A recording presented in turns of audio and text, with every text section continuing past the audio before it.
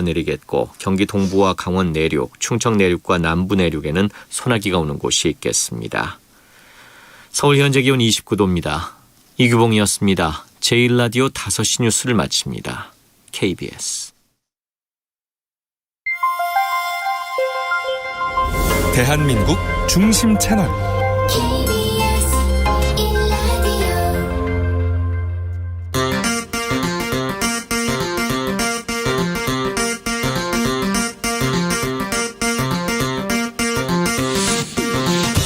주진우 라이브.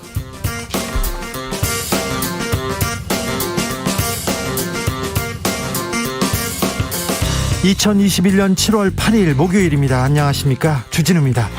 열흘 전 윤석열 전 검찰총장이 공정과 상식을 외치면서 대선 출마 선언합니다. 바로 그날 윤 전 총장의 부인 김건희 씨가 난 줄리가 아니다라는 인터뷰가 나왔습니다. 그 이후 의혹이 꼬리에 꼬리를 물면서 계속 나오고 있습니다. 장모 구속, 부인 논문, 사모펀드, 주가 조작, 윤 전 총장의 검증의 시간, 이제 본격적인 시작입니다. 부인 검증을 해야 하는 이유, 김건희 씨와 단독 인터뷰를 한 뉴스버스의 이진동 발행인과 함께 짚어봅니다. 여성가족부를 폐지하라. 국민의힘 대선 주자들에 이어서 이준석 대표까지 나서 여가부 폐지론을 들고 나왔습니다. 정치권 또 한 번 들썩이고 있는데요.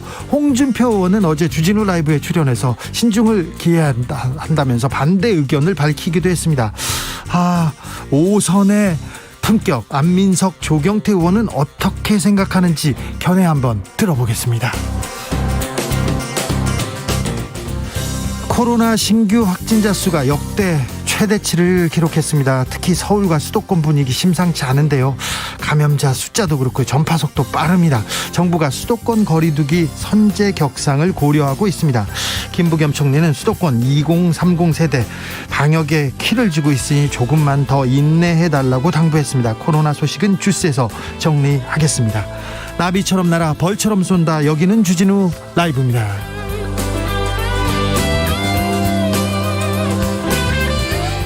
오늘도 자중자애, 겸손하고 진정성 있게 여러분과 함께 하겠습니다. 코로나 확산세 심상치 않습니다. 주말 약속 취소하시는 분들 많습니다. 조금만 더 참고 인내해서 이번 파도 잘 넘어가야 합니다. 4차 유행이 왔습니다. 우리가 조금만 더 참아서 좀 이번 4차 유행 빨리 끝낼 수 있도록 해야 될 것 같습니다. 특히 주말에 결혼식이나 모임 있는 분들 걱정 많으실 텐데요. 우리 애청자 중에 결혼 앞두고 계신 분들 있으면 축하의 말 전하겠습니다. 이와 함께 본방사수 인증 퀴즈 오늘도 나갑니다. 햄버거 세트 받아가십시오. 샵 9730, 짧은 문자 50원, 긴 문자 100원입니다. 콩으로 보내시면 무료입니다. 그러니까 퀴즈 나가면 바로 말씀하시면 됩니다. 그럼 주진우 라이브 시작하겠습니다.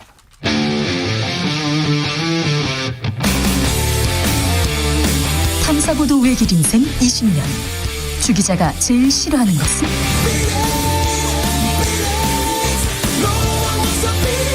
이 세상에서 비리와 부리가 사라지는 그날까지 오늘도 흔들림 없이 주진우 라이브와 함께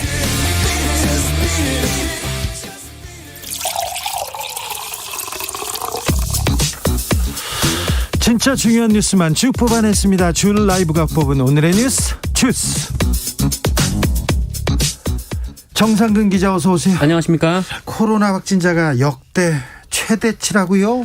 네, 오늘 발표된 코로나19 확진자 수가 이 국내에서 코로나19가 발견된 이후 가장 많이 나왔습니다. 1275명인데요. 네. 지난해 성탄절이 최고였는데 그때 1240명이었으니까 35명이 더 많습니다. 네, 4차 유행 현실화됐습니다. 네, 수도권 994명이고요. 이 정은경 질병관리청장은 현 상황을 4차 유행으로 규정하면서 한동안 현 추세가 유지될 것이다라고 전망했는데요.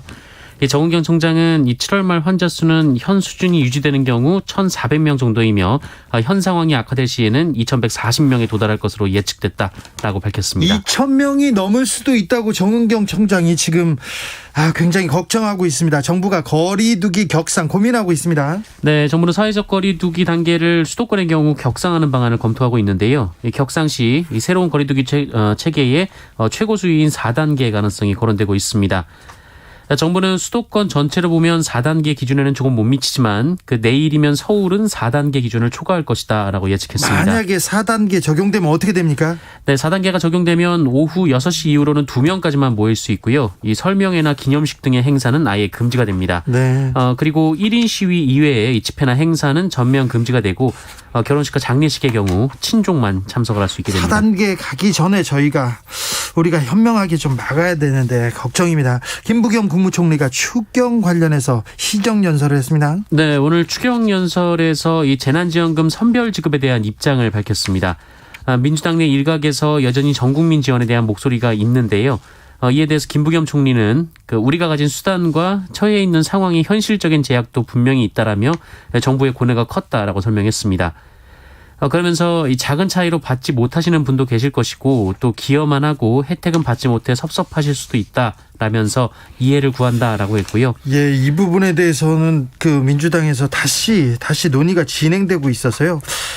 이 전국민 재난지원금에 대해서는 다시 또 저희가 보도하겠습니다.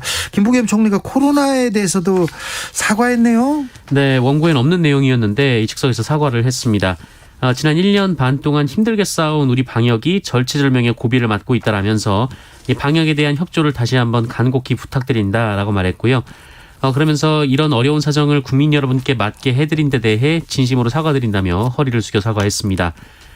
한편 야권에서는 재확산에 대한 정부 책임론을 강조하고 있는데요. 이 국민의힘 이 강민구 대변인은 이 정부의 원칙 없는 방역이 국민들에게 혼선을 주고 방역 긴장감을 무너뜨렸다라고 주장했습니다. 야권의 대권 후보 플랜 B라고 지금 일컬어지고 있는 최재형 전 감사원장이 부친상 당했어요. 네, 최재형 전 원장의 부친인 최영섭 예비역 해군 대령이 오늘 별세했습니다. 최영섭 대령은 6.25 전쟁 발발 직후 동해상에서 남하하려던 북한 1,000톤급 무장 수송선을 격침하는 데 결정적인 공을 세운 바 있습니다. 그런데 이 최영섭 예비역 대령은 이 최재형 전 원장의 정치활동을 반대한 것으로 알려졌는데 정치권에서는 고인의 사망 이후 최재형 전 원장의 정치적 행보가 빨라질 가능성에 주목하고 있고 오늘 최재형 원장은 이 고인이 유언으로 소신껏 하라라는 말을 남겼다고 전했습니다. 그러면서 대한민국을 밝혀라 이렇게 아버지의 유언을 전했다는 이런 보도도 나오고 있는데 우리 아버지가 이렇게 말씀하시고 가시면 좀 슬플 것 같습니다. 아무튼 지금 최재형 전 감사원장은 정치권으로 발걸음 좀 앞당기고 있는 것 같습니다. 네, 이 국민의힘에서도 이 부고 소식이 전해진 후 권영세 의원이 지금 외부 대선 주자들을 접촉하고 있는데 이 최재형 전 원장을 찾아서 만나기도 했습니다. 퇴임 며칠 만에 정치 선언을 합니다. 그러면은 그동안 해왔던 원전 감사 그리고 총선 앞두고 감사 결과 발표하려고 했지 않습니까? 하려다가 조금 내부에서 이견이 있으니까 사표 쓰고 잠적했었어요. 그 이후에 청와대 인사 갈등. 거의 모든 행보가 정치적으로 비춰집니다. 정치 중립을 얘기하면서 정치 한복판에 뛰어든 건데 자신이 해온 일 모두를 정치적으로 만드는데 이 부분에 대해서는 참 왜 그럴까 이런 생각을 하기도 합니다. 이 얘기는 윤 전 총장도 똑같이 해당이 됩니다. 윤석열 전 총장이 후쿠시마 오염수 발언 조금 이거 심각하다 이렇게 얘기하는데 정치권에서 계속 논란이 되고 있습니다. 네, 윤석열 전 총장은 대전을 방문한 자리에서 이 문재인 정부의 탈원전 정책을 비판하는 와중에 일본의 후쿠시마 오염수 방류에 대해서는 어떻게 생각하느냐라는 질문을 받았습니다. 이에 대해 윤석열 전 총장은 후쿠시마 오염수는 과거에는 크게 문제로 삼지 않았다라면서 이 정치적인 차원에서 볼 문제가 아니다라는 주장을 한 바 있습니다. 아니 원자력 후쿠시마 오염수를 방류하는 게 이게 큰 문제가 아니다. 과거에는 문제 삼지 않았다. 이건 팩트가 다른 것 같은데요. 네, 이재명 지사는 이 귀를 의심했다라면서 오염수 해양 방류 위험성을 말하는 사람들이 마치 정치적 목적으로 주장하고 있다는 말로 해석될 수 있다라고 지적했고요. 일본 정부에는 비판적인 말 한마디 안 하면서 우리 국민 대다수의 주장을 정치적인 발언으로 몰아가선 안 될 것이다라고 주장했습니다. 그리고 후쿠시마 사고도 일본의 집안 문제이지 그 후쿠시마 원전 자체 문제는 아니다라는 윤석열 전 총장의 발언도 있었는데 이에 대해서도 최소한의 이해가 없는 발언이다라고 지적했습니다. 네. 이낙연 전 더불어민주당 대표도 이 윤석열 전 총장이 일본 자민당 총재직에 도전한 것인지 대한민국 대통령 후보에 도전한 것인지 구분하기 어렵다라고 주장했습니다. 윤석열 전 총장의 배우자 김건희 씨 관련해서 논문 표절 의혹 조사 시작됐습니다. 네, 이 김건희 씨는 지난 2007년 그 아바타를 이용해 관상과 운세를 보는 애니타라는 서비스를 시장에 내놓기 위한 방안을 검토한 논문으로 국민대 테크노 디자인 전문대학원에서 박사학위를 받은 바 있습니다. 디자인 미술 그쪽에 일을 하고 미술 공부를 했는데 좀 전공하고는 조금 다른 박사학위네요. 네, 그런데 이 논문 내용이 3년 전에 이미 한 콘텐츠 회사가 개발해서 특허권까지 갖고 있던 아이디어라는 의혹이 제기됐습니다. 이 회사 사업 아이템을 도용한 것 아니냐라는 의혹이 제기됐고 또 논문 내용 중 일부는 포털 사이트에 있는 문장들을 그대로 인용했다라는 주장도 나왔습니다. 그리고 이 김건희 씨가 지난 2007년 한국 디자인 포럼에 게재한 학술 논문도 논란에 휩싸였는데요. 이 논문을 영어로 번역을 했는데 그 유지하다 할 때 그 유지라는 단어를 소리 나는 대로 표기를 했다는 그 엉터리 번역 논란이 제기됐습니다. 회원 유지를 멤버 유지 이렇게 썼다는 거 아닙니까? 유지가 영어라고. 네. 국민대는 연구윤리위원회를 꾸려서 김건희 씨의 논문을 둘러싼 의혹에 대해 본격적인 조사에 착수했습니다.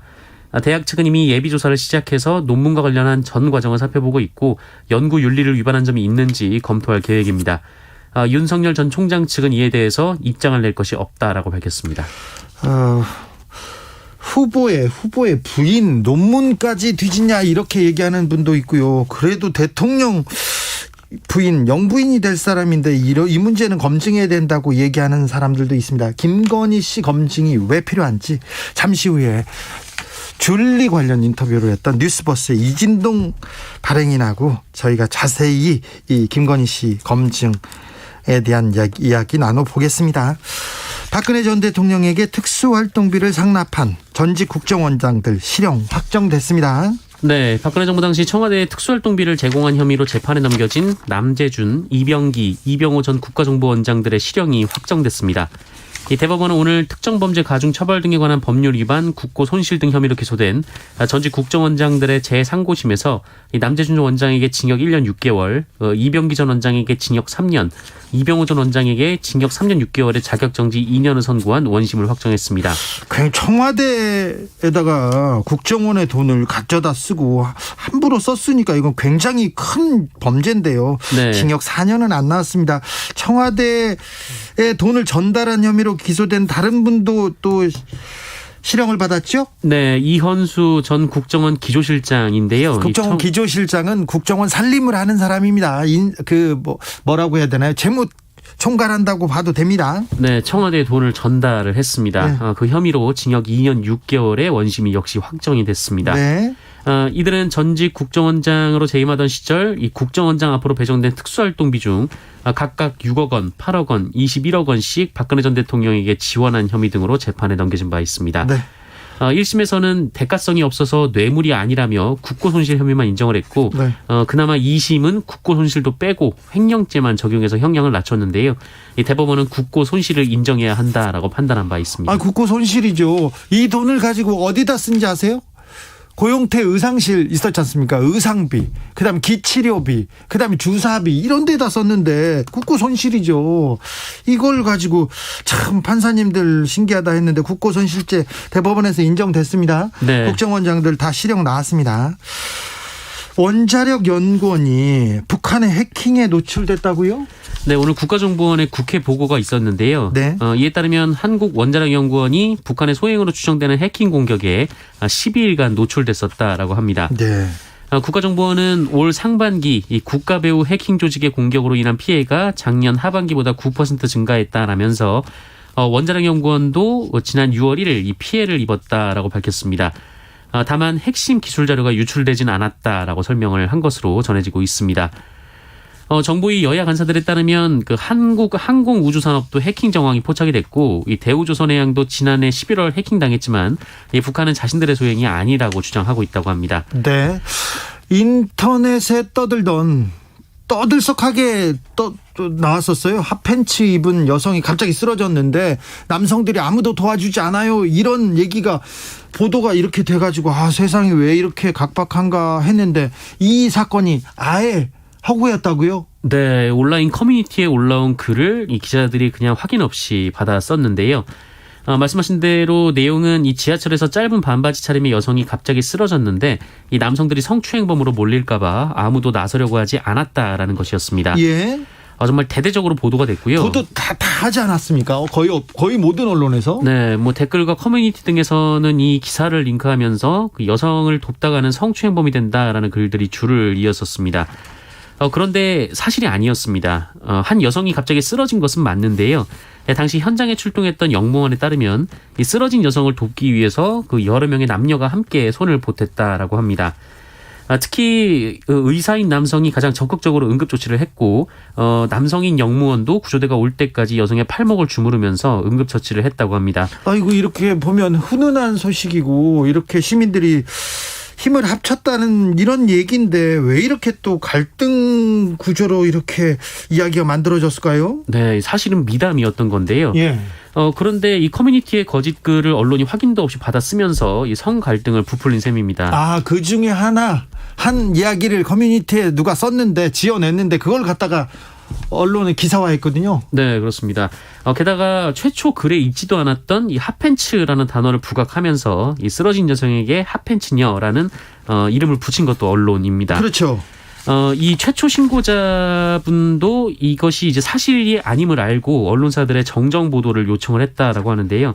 하지만 바로잡기엔 역부족이었다라고 토로를 했다고 합니다. 아이고 우리 언론 어떻게 해야 되는지 참 이런 또 사고를 만들어냈습니다. 언론에서.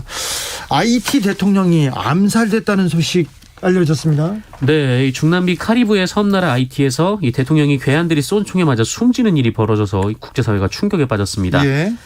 현지 시간으로 7일 새벽 그 아이티의 수도인 이 포트로 프랑스에서 신원을 알 수 없는 괴한들이 대통령 사저에 침입해 대통령 부부에게 총격을 가했는데요. 사저로 들어와서 총격으로 이렇게 사망했습니까? 네, 이에 따라 조브넬 모이스 대통령이 숨지고 영부인은 병원으로 옮겨져서 치료를 받고 있습니다. IT 정부는 긴급 강요회의를 열고 저녁에 긴급 사태를 선포했고요. 현재 알려진 바로는 암살 용의자 4명이 사살됐고 2명은 체포한 상황입니다. 영화 같은 일이네요. 네, 이들은 고도로 훈련되고 중무장한 상태였다고 하고요. 매우 조직적인 움직임을 보였다고 합니다. 이 영어와 스페인어를 구사했다고 하는데 아직 정확한 신원과 범행 동기는 확인되지 않았습니다. IT가 정치 사회적으로 혼란이 심각한데 더 좀 심각해질 것 같습니다. 더 큰 사고가 발생해서는 안 되는데요. 걱정입니다. 일본에서 평화의 소녀상 전시가 시작됐다는 뉴스 저희가 전해드렸는데요. 다시 중단됐다고요? 네, 일본군 위안부 피해자를 상징하는 평화의 소녀상을 선보이는 일본의 전시장에 폭죽으로 추정되는 물질이 배달돼서 전시 행사가 중단이 됐습니다. 아이고.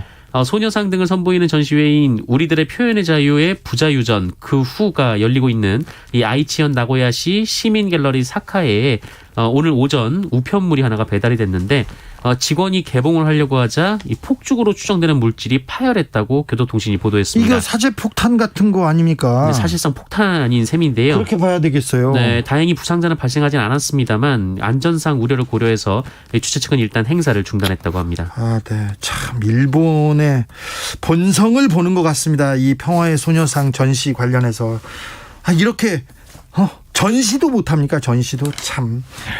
주스 정상근 기자와 함께했습니다. 감사합니다. 고맙습니다. 9229님께서 주택 건설 현장에서 일하는 타일공입니다. 마스크 끼고 시멘트와 타일 나르니 덥고 힘드네요. 지금 힘들 텐데 특별히 장마철 무더위에 조심하십시오. 좀 쉬엄쉬엄 하셨으면 합니다. 0894님 저는 보육교사인데요. 드디어 다음 주 목요일에 백신 맞게 되었어요. 아이고 축하드립니다. 빨리 맞아서 백신 맞고 코로나에서 좀 건강하고 안전했으면 합니다. 교통정보센터 다녀오겠습니다. 오수미 씨. 네, 이 시각 교통정보입니다. 남부권에서는 장맛비가 계속해서 내리고 있는데요. 빗길 사고도 있습니다. 남해고속도로 순천 방향으로 광양터널 부근 2차로와 갓길에 걸쳐 승용차 단독 사고가 발생했습니다. 부근에서 속도가 떨어져 있고요.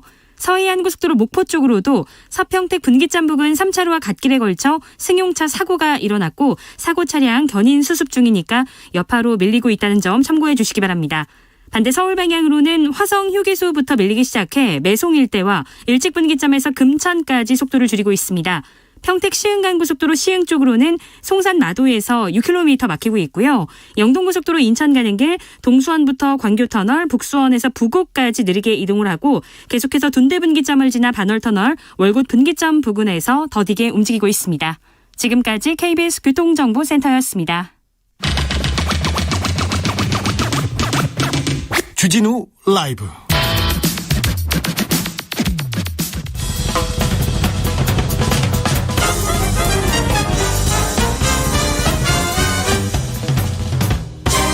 훅 인터뷰. 모두를 위한 모두를 향한 모두의 궁금증 훅 인터뷰. 나는 줄리가 아니다.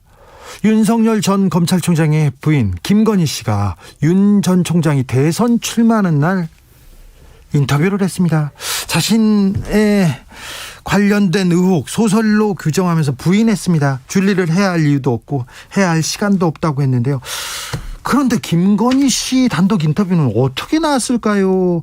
그리고요, 윤 전 총장의 가족 관련해서 밝혀야 할 의혹들은 무엇일까요? 김건희 씨 단독 인터뷰를 한 뉴스버스의 이진동 발행인 모셨습니다. 안녕하세요. 예, 안녕하십니까. 뉴스버스가 설립된 게 언제입니까?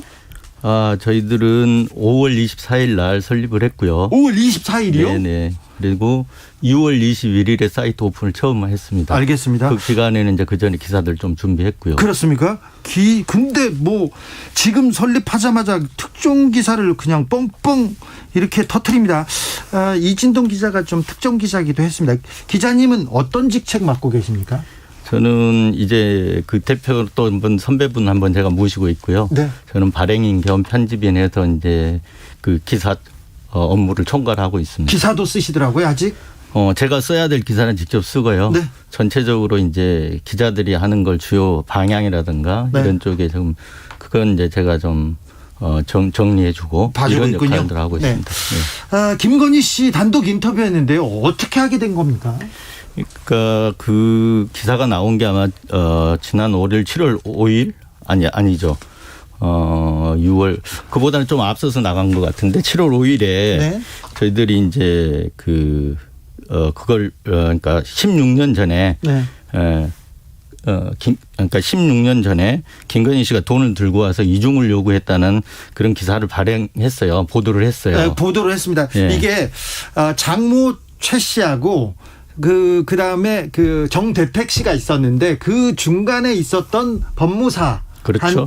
김건희 씨가 돈을 가져와서 위증을 요구했다는 보도를 뉴스버스에서 먼저 했습니다. 그렇죠. 그러니까 그게 7월 5일이고 지난 월요일입니다. 네. 근데 이제 이 보도를 준비하고 보도하기 위해서 취재하는 과정에서 그 당사자의 해명을 들어야 되지 않습니까? 네. 우리 주 기자도 잘 아시지만 그래서 그 해명하고 반론을 듣기 위해서 저희가 전화를 한 거죠. 전화를 했습니까? 예.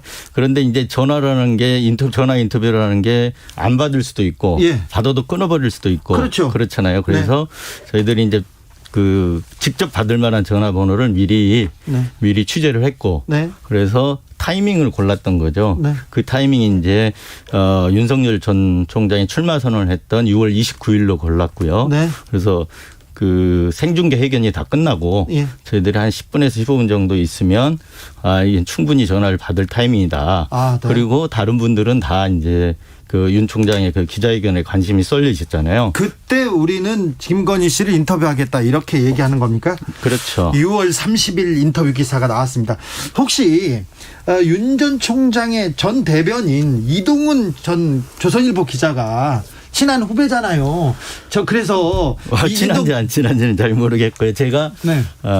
그 친구도 한국일보에서 같이 근무를 했었는데 한국일보 조선일보 후배였죠. 네, 근데 조선일보에서는 같이 근무를 안 했고요. 네. 한국일보 있을 때 제가 시경캡을 했고 그 친구가 바이스캡을 해서 친한 후배는 맞습니다. 그래서 자 내가 인터뷰할 테니까 인터뷰 한번 주선해라 이런 건 아니었습니까? 아니, 저는 이제 일단 대변인이나 그런 사안들이 우리 주 기자도 오래 기자 생활을 해보셨으니까 알지만 네. 대변인이나 공보팀을 거치면 이게 소위 마사지된다거나 분칠되잖아요. 그렇죠. 직접적으로 인터뷰를 해야 될 사안이 있을 때는 본인 해명이 정말 필요하거든요. 네, 그래서 직접 했군요. 시간을 봐서. 경위는 그렇습니다. 그렇습니다. 인터뷰를 했는데 전화를 그 얘기를 아마 1억 가지고 1억을 가지고 위증을 위증을 요구했다 이것 때문에 전화를 받은 것일 수도 있는데요.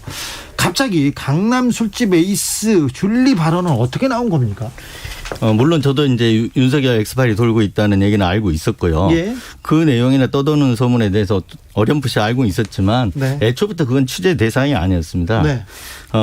아까도 말씀했지만 저희들이 이제 받고자 했던 바는 위증 부분이었기 네. 때문에 사생활이나 이런 건 아예 언급할 생각도 없었는데 근데 이제 인터뷰를 하다가 보니까 이분이 여러 가지 속상한 일들이 있었나 봐요. 억울했나 봐요. 예. 그래서 속상한 일들을 얘기하시면서 그 얘기를 자연스럽게 이제 꺼냈고, 네. 아무래도 저희들이 이제 처음, 그러니까 김건희 씨가 여자분이시고 그래서 여기자에게 이제 직접 취재한 기자는 여기자인데 네. 여기자가 또 이렇게 전화를 하다 보니까 속상한 얘기를 들어줄 만하다 싶어서 네. 그런 얘기들을 이렇게 다 좀 털어놨군요. 자연스럽게 네. 하신 것 같습니다. 그렇습니까? 대권 도전한 윤석열 전 부인 장모 관련된 의혹들이 계속 나오고 있는데, 자, 뉴스버스에서도 이 검증에 나서고 있습니다. 왜 부인에 관한 검증이 필요하다고 보십니까? 그러니까 이제 윤석열 총장이 본인이지 않습니까? 본인이 대권 도전하는 거니까 네. 당연한 거고요. 그거는 네. 본인에 대한 검증은 당연한 거지만 부인과 장모 역시도 그런 제기되는 의혹들에 대해서 다 검증을 받아야 된다고 생각을 합니다. 네. 왜냐하면 유권자들의 판단 기준이 본인도 본인이지만 네. 가족들의 행적이라든가 이런 걸 보고 나서 선택이나 판단이 기준들이 달라질 수 있거든요. 네. 그런 차원에서 언론이 그런 검증 역할을 기능들을 수행해야 된다는 거죠. 그렇습니까? 저기 이진동 기자하고는 저하고는 최순실 국정농단 사건 때 열심히 취재하면서 이렇게 또 얘기도 나왔습니다. 최순실 씨가 그 보도 중에 청와대 행정관이 핸드폰을 가슴에다 막 닦아가지고 최순실 씨한테 이렇게 전해주지 않습니까? 그 보도를 또 이진동 기자 팀에서 다 했습니다. 그리고 지하실 인터뷰도 하고 그랬죠. 그때 예. 얘기하고 지금 국정농단 수사하던 윤석열 총장의 검증 얘기를 하고 있습니다. 좀 짚어보겠습니다. 뉴스버스에서 정대택 씨와 그리고 법무사 백 씨 인터뷰 2006년 인터뷰를 공개했습니다. 이 내용은 뭡니까? 그러니까 이제 그 사건의 핵심 실체는 네. 2006년도에 이진동 기자가 그때 취재한 거죠. 그렇죠. 네. 그러니까 그 사건의 그 당시 핵심 실체는 그거예요. 그러니까 간단히 줄여서 얘기하면 그 세 사람이 이제 그러니까 소위 말하면 세 사람인데 약정을 맺은 사람이 세 사람인데 한 사람은 그 윤석열 전 총장의 장모의 사후 파트너였기 때문에 네. 여기서는 간단히 두 분으로 하겠습니다. 네. 이렇게. 그래서 정대택 씨와 네. 그 장모 측 네. 두 분이 이제 약정서를 쓰면서 반반씩 예. 이익금을 나누기로 했다. 네. 이런 약정서를 써요. 예. 그런데 정기태 씨는 그 약정서대로 이행해라는 거고 네. 장모 측에서는 그게 강요에 의해서 작성이 된 거다. 네. 그러다 보니까 이제 형사 사건으로 비화가 돼서 네. 결국은 그걸로 인해서 강요에 의해서 작성됐다라고 한 장모 측의 의견이 받아들여져서 정대택 씨가 구속되고 2년형을 살고 나오게 되는 겁니다. 네. 그런데 그 약정서를 쓰는 과정에 입회한 사람이 바로 백모 씨 법무사입니다. 예. 그러니까 이 사람의 증언이 결정적일 수밖에 없는 거죠. 그렇죠. 예. 그런데 그 전에 이제 장모 측에서 2억을 주고 6억 이제 아파트가 어떤 살 집이 제공이 되고 네.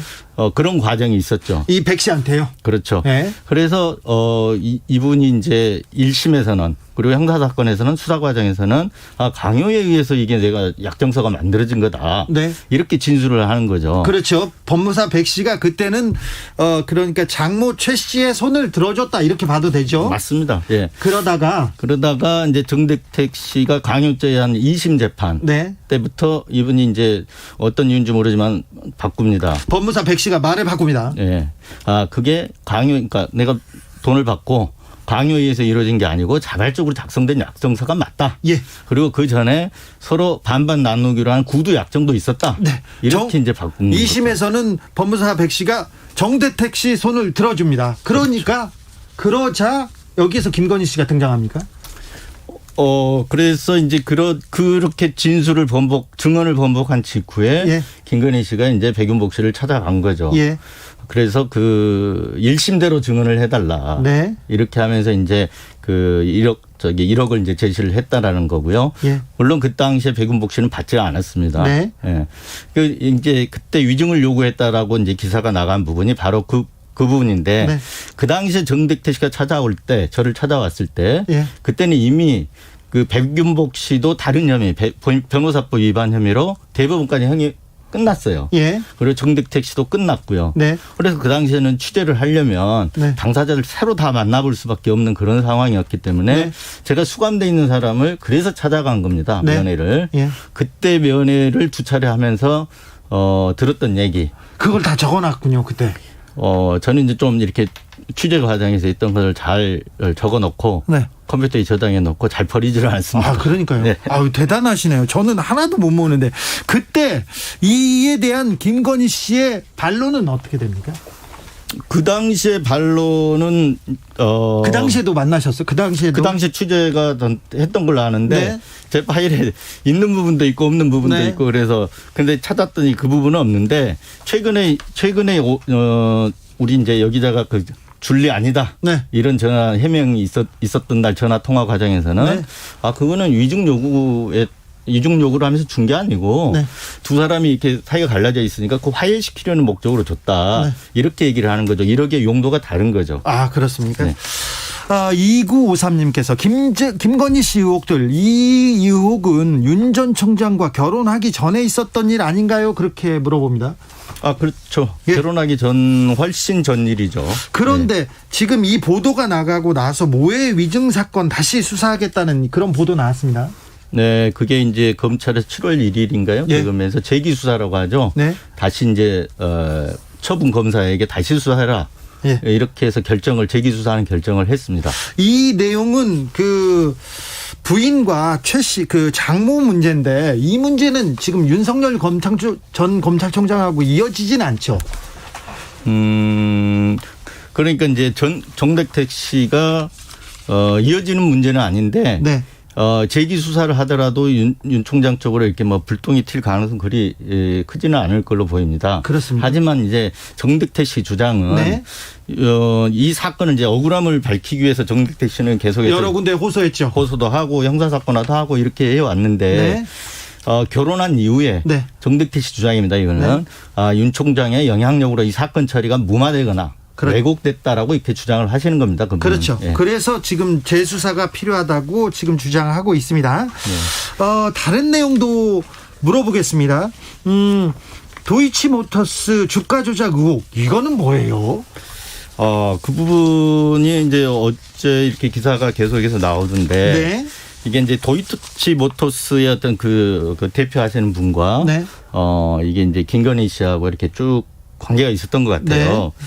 그런데 이제 2012년도에 신주 인수권을 한 30% 정도 싸게 네. 인수를 했고 나중에 그래서 8개월 만에 한 83%의 수익을 봤다. 네. 이런 이제 건데 그거 자체가 싸게 인수한 것 자체가 특혜 아니냐. 네. 이런 의혹입니다. 네. 이 문제에 대해서는 어떻게 조금 이거는 그 문제가 있습니까? 문제가 커 보입니까? 저도 아직 판단은 못하겠지만 네. 이거는 이제 그 단건이 아니고 예. 그 전부터 도이치모터스와 관계가 지속돼 왔다는 점에서 봐야 할 것 같아요. 예. 왜 그러냐면 그렇지 않았다 그러면 지속된 관계 속에서 뭔가 특혜가라든가 이런 게 있었다고 보여지는데 네. 그렇지 않았다면 이런 일들이 이렇게 일어날 수가 없다고 보여지거든요. 네. 그리고 논문 의혹에 대해서도 좀 알고 계십니까? 취재하고 있습니까? 취재는 하는데 뭐 이렇게 저도 이제 스크랩된 정도만 봐가지고 네. 제가 새롭게 제기할 건 아직은 없습니다. 네. 예. 이진동 기자는요. 저도 그렇지만 간단한 사건은 잘 취재하지 않지 않습니까? 크고 중요한 구조적인 문제에 대해서 이렇게 좀 취재하는데 최순실 보도 열심히 하셨고요. 최순실 네. 보도했다가 조선일보에서 굉장히 좀 곤혹스러운 일도 있었고 그랬습니다만 아무튼 그 크고 중요한 부분을 취재하시는데 왜 윤석열 총장의 가족 얘기 집중하고 계신지 그거 좀 알려주세요. 아까 모두에서 좀 말씀드렸지만 이 대권이라는 건 최고 권력을 쥐는 거 아니겠습니까? 네. 그런데 만약에 아까 이 사건의 실체가 정대치 사건의 실체가 왜 중요하냐면 네. 만약에 윤석열 총장의 어떤 본인 문제는 아니더라도 네. 부인이나 장모가 금전으로 네. 사건의 실체를 바꿔서 네. 그분이 한 분이 옥살이를 했다면 네. 최고 권력을 줬을 때도 어떤 일이 일어날지 이렇게 생각해 보면 좀 아찔하지 않습니까? 그렇죠. 일반 시민의 입장에서는 당연히 알아야 할 일이라고 생각이 됩니다. 그래서 그런 검증 차원에서 하는 것이지 뭐 어떤 다른 의도나 이런 건 전혀 없다는 거 말씀드리겠습니다. 그리고 만약에 검사의 힘으로 수사를 막거나 수사를 막았다면 또 이건 또 다른 문제죠. 그렇죠. 그 네. 부분도 그래서 이제 정택태 씨 주장도 아직 그 주장이 네. 확정적으로 확인되거나 그런 사실은 없지만 네. 그 부분도 충분히 저는 검증이 되어야 한다고 생각합니다. 네. 앞으로 윤석열 전 총장 장모 모해 위증 의혹에서 검찰이 재수사한다고 하는데 밝혀야 할 부분은 어떤 부분입니까? 그러니까 이제 그 부분도 결국은 사건의 실체하고 연결이 돼 있습니다. 네. 2011년에 그 장모께서 이제 정택태 씨를 고소를 했어요. 네. 그러면서 정택태 씨가 명예훼손 혐의였는데 네. 벌금형을 받은 걸로 알고 있습니다. 예, 예. 그런데 그 사건의 재판 증인으로 나와서 네. 고소장을 썼을 거 아니에요. 장모가 네. 고소를 했으니까. 네. 근데 그 고소 내용에 대해서 사실입니까? 네. 예라고 답변을 했다는 거죠. 예. 그런데 그 고소장 내용이 사실이 아니면 네. 벌금형으로 처벌받았기 때문에 형사처벌하기 위해서 거짓말 한 거다. 예. 이래서 모해 이중에 해당이 된다. 네. 이렇게 보고 지금 재기수사가 결정이 된 게 아닌가 이렇게 네. 보입니다. 일단 그 정대택 씨가 장모 최 씨의 명예훼손 혐의로 유죄는 받았어요. 선고를 받았죠. 그렇죠. 네. 윤석열 전 총장 가족 관련된 사항 말고도 또 넘어야 될 산이 있다면 무엇일까요? 제가 물어보고 싶었어요. 아, 그렇습니까? 저는 이제 가장 큰 문제가 예. 다른 문제들도 얽혀 있지만 가장 큰 문제는 검찰을 정치화시킨 책임이라고 봅니다. 아, 네. 네. 지금처럼 검찰이라는 국가기관이 이제 이렇게 이편 저편 갈라서 싸운 적이 없었습니다. 지금은 친정권 검사니 이렇게 많이 갈라져서 그렇죠. 싸우고 있지 않습니까? 네. 이게 완전히 정치판으로 변해버렸는데요. 네. 물론 이제 그 주 기자도 아시지만 역대 정권은 다 그 어떤 수사권을 쥐고 있는 검찰을 좀 쥐락펴락하면서 흔들고 싶어 하지 않습니까? 그렇습니다. 역대 네. 정권에는 그랬어요. 그러면 그때 나서서 이 방어막하고 방패막이를 해주는 게 총장이고 장관들이었거든요. 그렇죠. 그래서 총장 입장에서는 그걸 막고 옷을 벗고 이렇게 저항하고 하는 거는 네. 어찌 보면 당연한 일입니다. 네. 그런데 그거 자체가 예. 대선에 뛰어드는 어떤 명분은 될 수 없다는 거죠. 그렇죠. 저항의 명분은 될 수는 있지만. 그렇죠. 네. 그런 차원에서 그리고 나서 검찰이 그렇다 보니까 정치화가 됐는데 네. 이 책임은 누가 져야 되는 겁니까? 저는 첫 번째 책임이 여기에 있다고 봅니다. 그렇죠. 윤 총장의 책임이 적지 않죠. 저는 그 부분이 큰 책임이고 그다음에 이제 본인에 대해서 검증해야 될 부분 네. 차후에 어떤 게 나올지는 모르지만 네. 지금 드러나 있는 것으로 보면 그 검찰 고위 간부의 형 예. 그래서 용천 용산 세무서장의 어떤 도피 그리고 네. 들어와서 그 사건 부분- 처리 과정에서 무혐의 처분 나고 그렇죠. 경찰에서는 수사를 해서 그 잡으려고 했더니 그 윤 세무서장은 도망갑니다. 해외 도피했다가 도망갔다가 들어왔는데 검찰에서 수사를 하더니 무혐의 처분 났어요. 이것도 그렇죠. 좀 이상하죠. 그 부분이 저는 큰 아킬레스건 중에 하나라고 봅니다. 아, 네. 왜 그러냐면 아직 그거는 사건 처리 기록들도 남아 있을 거고요. 예. 그래서 다른 어떤 것보다도 이 부분은 사실로 이렇게 증명이 될 수 있는 검증하면 증명이 될 수 있는 게 아닌가 이렇게 봅니다. 우리 취재해봐도 이거는 유죄가 나올 건데 기소하면 바로 유죄 나올 것 같은데요. 그죠? 두고 봐야겠습니다. 네. 아, 참. 마지막으로 하나 물어보겠습니다. 네네네. 저기 가짜 수산업자예요. 오징어 사기. 예. 그 사건도 뉴스버스에서 취재할 것 같은데. 들여다보고 있습니다. 그렇습니까? 예. 근데 이 사건의 중심에 왜 TV조선, 조선일보 여기 사람들이 이렇게 많이 거론됩니까? 그러니까 현재 이제 이름은 이렇게 유명인들이 많이 거론되는데 아직까지 지금 보이는 액면으로 보이는 건 사기 사건 같습니다. 네. 그래서 그 사기 사건의 피해자 중에 한 명이 네. 조선 미디어 계열사의 이제 기자였던 것 같아요. 네. 근데 그분이 뭐 국정원장이니 어떤 정치인이 이렇게 중간에서 소개도 하고 네. 그랬던 구조 같은데 네. 아마 이제 기자들 이름도 지금 거론되고 있는데 어떤 경위로 거론이 되는 건 모르지만 네. 일단 부정청탁금지법 위반, 소위 김영란법 위반으로 네. 뭐 입건도 되고 그랬다 그래요. 네.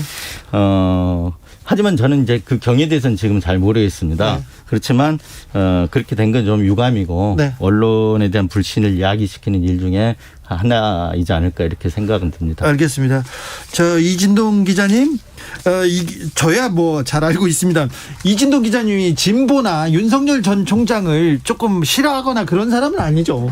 저는 그런 건 아니고 좀 후배들에게도 이렇게 항상 하는 얘기가 정치적인 입장을 갈 때 사건을 항상 객관화시켜서 봐라. 예. 팩트를 따라가면서 맥락을 보고 본질을 보고 따라가면서 이렇게 볼 필요가 있다 이렇게 생각을 합니다. 네, 지금까지 이진동 뉴스버스 발행인이 보는 윤석열 전 총장 가족의 검증 사안이었습니다. 오늘 말씀 감사합니다. 네, 감사합니다.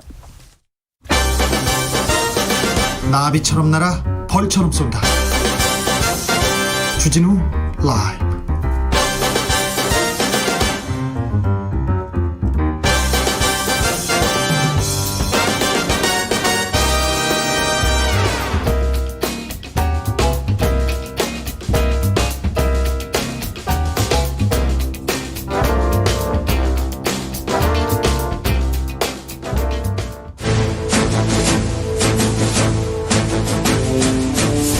때는 2021년 여야의 오선 의원 둘이 훗날 태평성대를 도모하였느니라. 오선의 지혜와 품격으로 21대 국회를 이끈다. 오선의 정치비책 정비록. 소년급제 하지만 줄서기 정치 거부해왔습니다. 대한민국 국회를 이끄는 쌍두마차 수도권 내리오선 안민석 더불어민주당 의원 어서 오세요. 네, 안민석 의원입니다. 그리고 영남권 내리오선 멀리 전화로 연결돼 있습니다. 조경태 국민의힘 의원 어서 오세요. 네, 안녕하십니까. 반갑습니다. 자, 존경하는 의원님들의 신상 발언으로 시작하겠습니다. 먼저 조경태 의원. 네, 지금 그 변이 바이러스로 인해서 우리 국민들이 매우 건강이 많이 염려되고 있는 그런 상황입니다. 예. 이런 상황이처럼 우리 국민들께서 또 특히 또 장마철이고 그리고 조금 있으면 또 폭염이 또 시작된다고 하니까 우리 국민들 건강이 매우 염려가 많이 됩니다.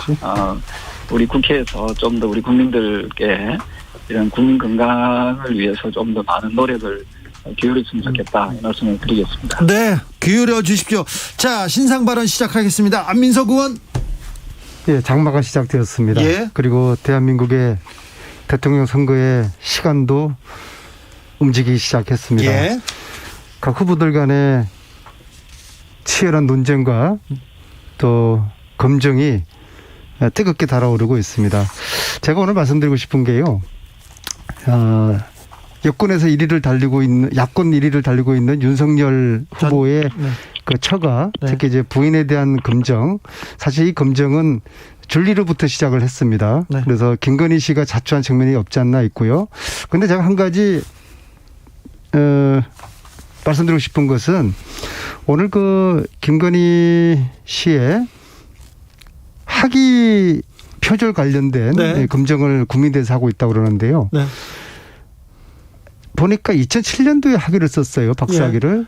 그때 시점은 아직 그 학위에 대한 그 표절 이 문제가 공론화되기 전이거든요. 네. 그리고 2008년부터 교육부에서 제가 당시에 이제 교육위원회에 있었는데 학위 윤리 규정을 각 대학이 그리고 교육부가 정한 게 2008년부터고 김건희 씨의 논문은 2007년에 쓰여졌다고 하면은 이 논문은 표절 내지는 짜집기 그런 정도가 굉장히 심각할 거거든요. 근데 문제는 시간이 문제가 근데 아니라 부인의 학위 논문까지 네.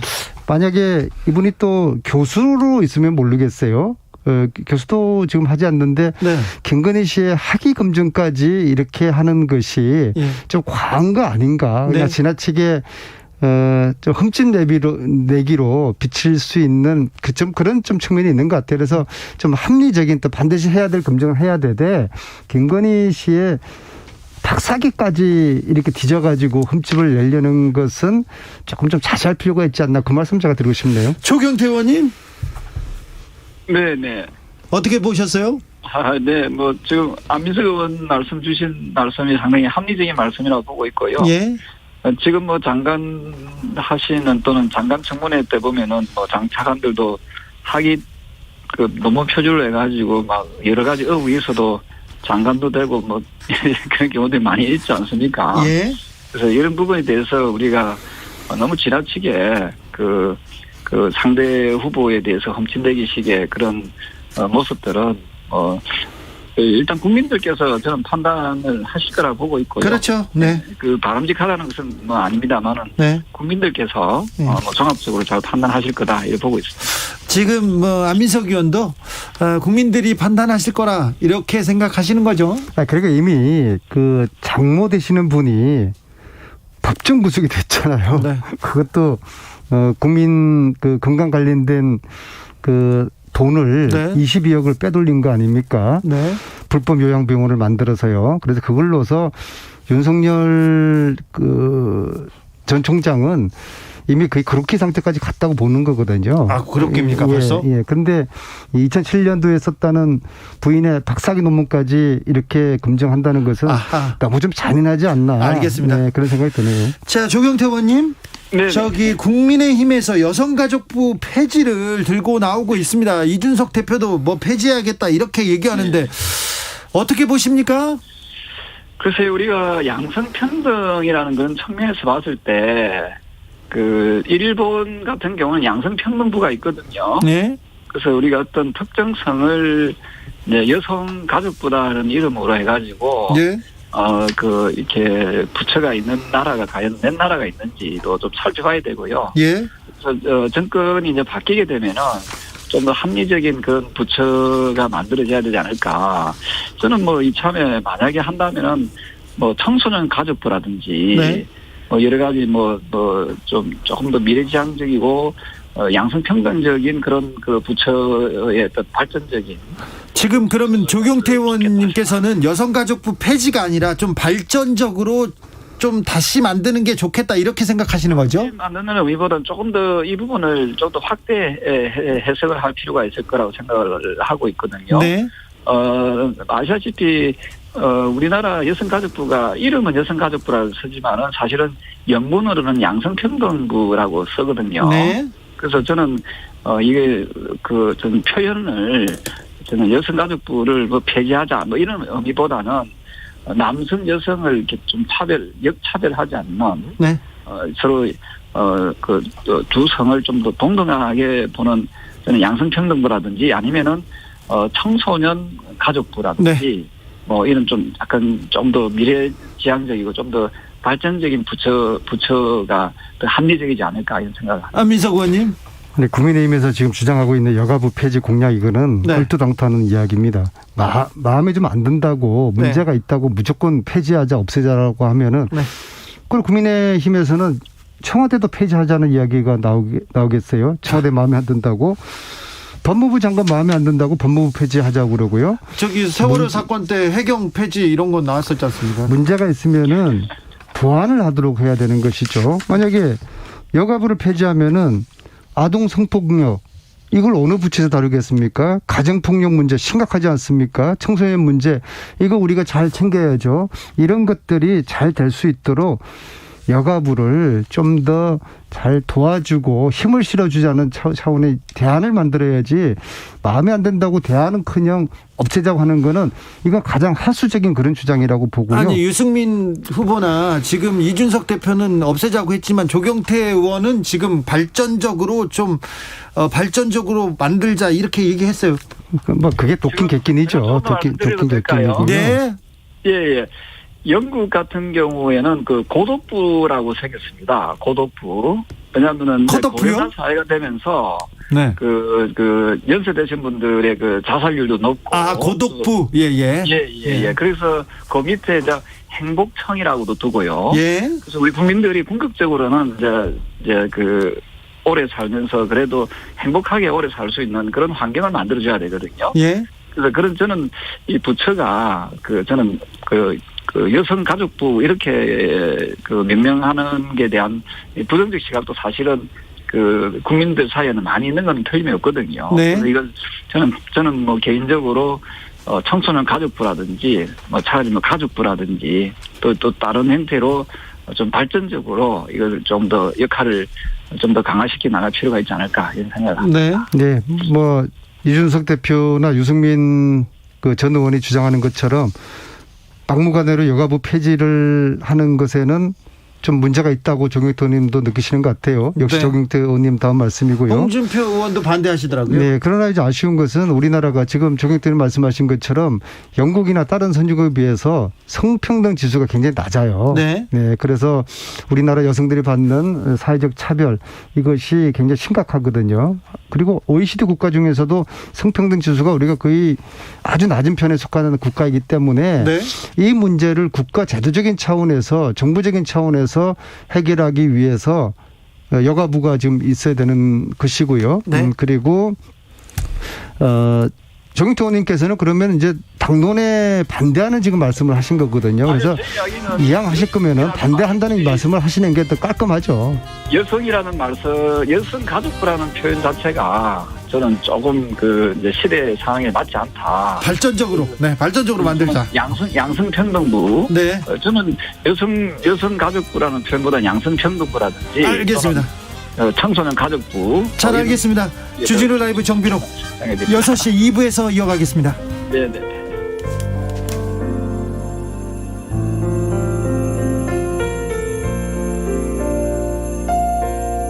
KBS 라디오 연중기획 희망충전 대한민국 437번째 이야기.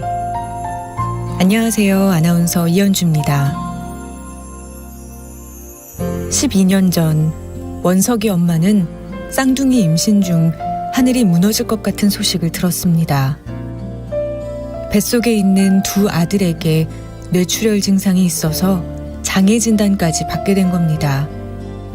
주변 사람들은 아이를 포기하는 게 어떠냐고 모진 말을 하기도 했습니다. 하지만 엄마는 시험관 시술로 어렵게 임신한 쌍둥이를 포기할 수 없었습니다. 그렇게 두 아이를 품에 안은 세월이 벌써 12년.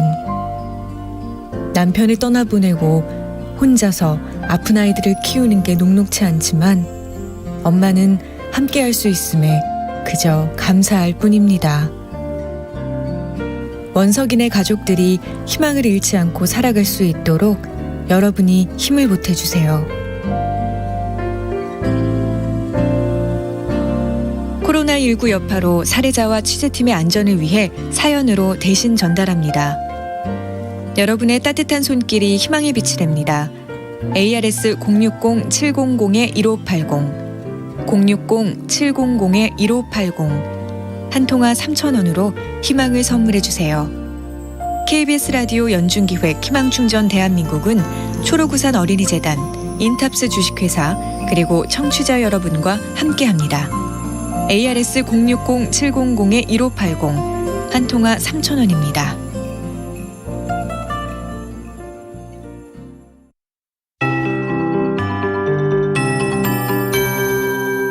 KBS 58분 날씨. 제주 지역에는 호우특보 폭염특보가 발효 중이고요. 경기도와 충청, 영남 대부분 지역으로 폭염주의보 내려져 있습니다.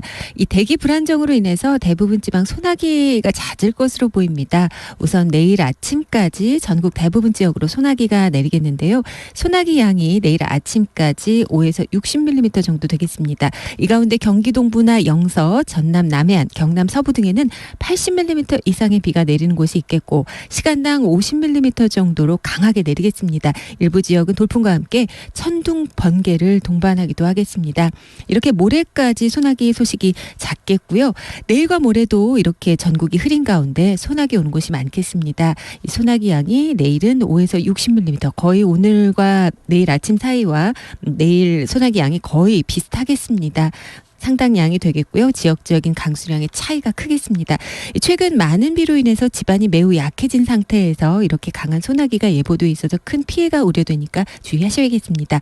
한편 모레까지 대부분 지역 30도 내외 낮 기온을 보이겠는데요. 습도가 높아서 일 최고 체감 온도가 동해안을 제외하면 31도 이상으로 오르겠습니다.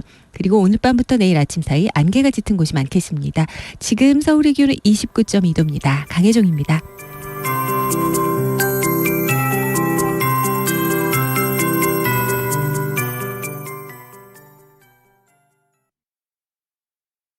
정성을 다하는 국민의 방송 KBS가 6시를 알려드립니다.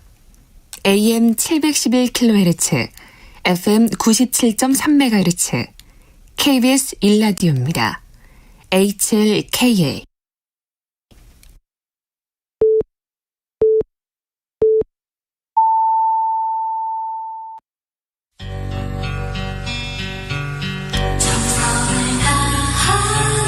정성을 다하는 국민의 방송 KBS 주진우 라이브. 그냥 그렇다고요.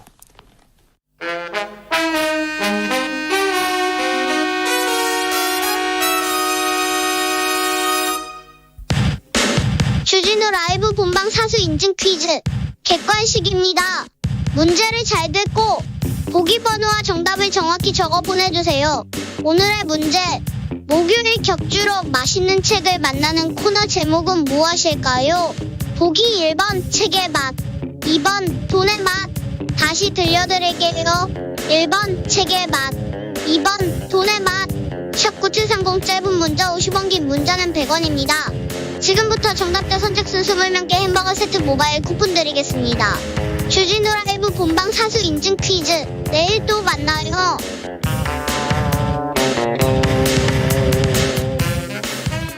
돈의 맛 하니까 돈의 신도 생각나고 막 그렇습니다. 주진우 라이브 함께하고 계십니다. 라디오 정보센터 다녀오겠습니다. 정한나 씨. 미국 모더나사의 코로나19 백신 35만 4천여 분이 오늘 오후 인천공항을 통해 국내로 들어왔습니다. 이번에 들어온 백신은 오는 26일부터 시작되는 55세에서 59세 접종에 사용됩니다. 기상청은 오늘 밤부터 내일 새벽 사이에 국지적으로 시간당 50mm 이상의 매우 강하고 총 80mm 이상의 많은 비가 내리겠다고 전망했습니다. 소나기의 예상 강수량은 내일 오전 9시까지 전국에서 5에서 60mm로 경기 동부, 강원 영서, 전남 동부 남해안, 경남 서부는 80mm 이상 비가 올 것으로 예보됐습니다. 내년도 최저임금 결정의 법정 시한이 지난 가운데 노사 양측이 수정안을 각각 제시했습니다. 노동자 측은 시급 1,440원을, 사용자 측은 8,740원을 각각 제시했습니다. CJ 대한통운, 로젠, 롯데글로벌로지스, 한진 등 국내 주요 택배사 4곳이 올해도 택배 쉬는 날을 시행합니다. 8월 14일을 택배 쉬는 날로 운영하면서 공동선언의 취지를 존중해 대체 공휴일인 8월 16일까지 포함해 택배 기사들이 3일간 쉴 수 있도록 할 방침입니다. 지금까지 정보센터 뉴스였습니다. 오선의 정치 품격 정비로 기억하겠습니다. 자, 민주당에서는 지금 대선 후보 경선이 지금 한창 진행되고 있습니다. 어떻게 보시는지 경선 관전 포인트 어떤지 물어보겠습니다. 조경태 의원님. 민주당 말씀이죠. 예. 나름대로 열심히들 하고 계시는데, 아무래도 기존의 그 인물들만 나오다 보니까, 크게 흥행에는, 국민들의 관심에는 좀 약간, 아직까지 기대치에 미치지 못하고 있지 않는가. 네. 하는, 그런 부분, 좀 다소 아쉬운 부분이 있다. 이런 평가들이 많이 있는 것 같습니다. 자, 민주당 쪽은 다소 아쉽다. 야당 쪽은 어떻습니까? 지금 야당 쪽은 그래도 여러 당내도 그렇고 당 밖에도 그렇고 심지어 초선 의원까지도 대통령 후보에 지금 출마 선언도 하고 좀 여당에 비해서는 더불어민주당에 비해서는 훨씬 더 좀 역동적인 건 아닌가. 네. 그리고 또 국민들의 또 기대감도 또 많이 있다 이렇게 보고 있습니다. 안민석 의원님. 더불어민주당의 경선이 지금 막 시작되었는데 네. 기존의 방식하고 굉장히 다른 배틀 형식의 후보자들이 자기의 정책을 이야기를 하고 또 상대 경선자들이 굉장히 가혹할 만큼 네. 질문을 던지는 네. 그래서 평가를 하고 그리고 평가를 했더니 지금까지 의외로 이낙연 후보가 1위가 하는 그래서 이게 좀 흥행이 지금 있어지기 시작했어요.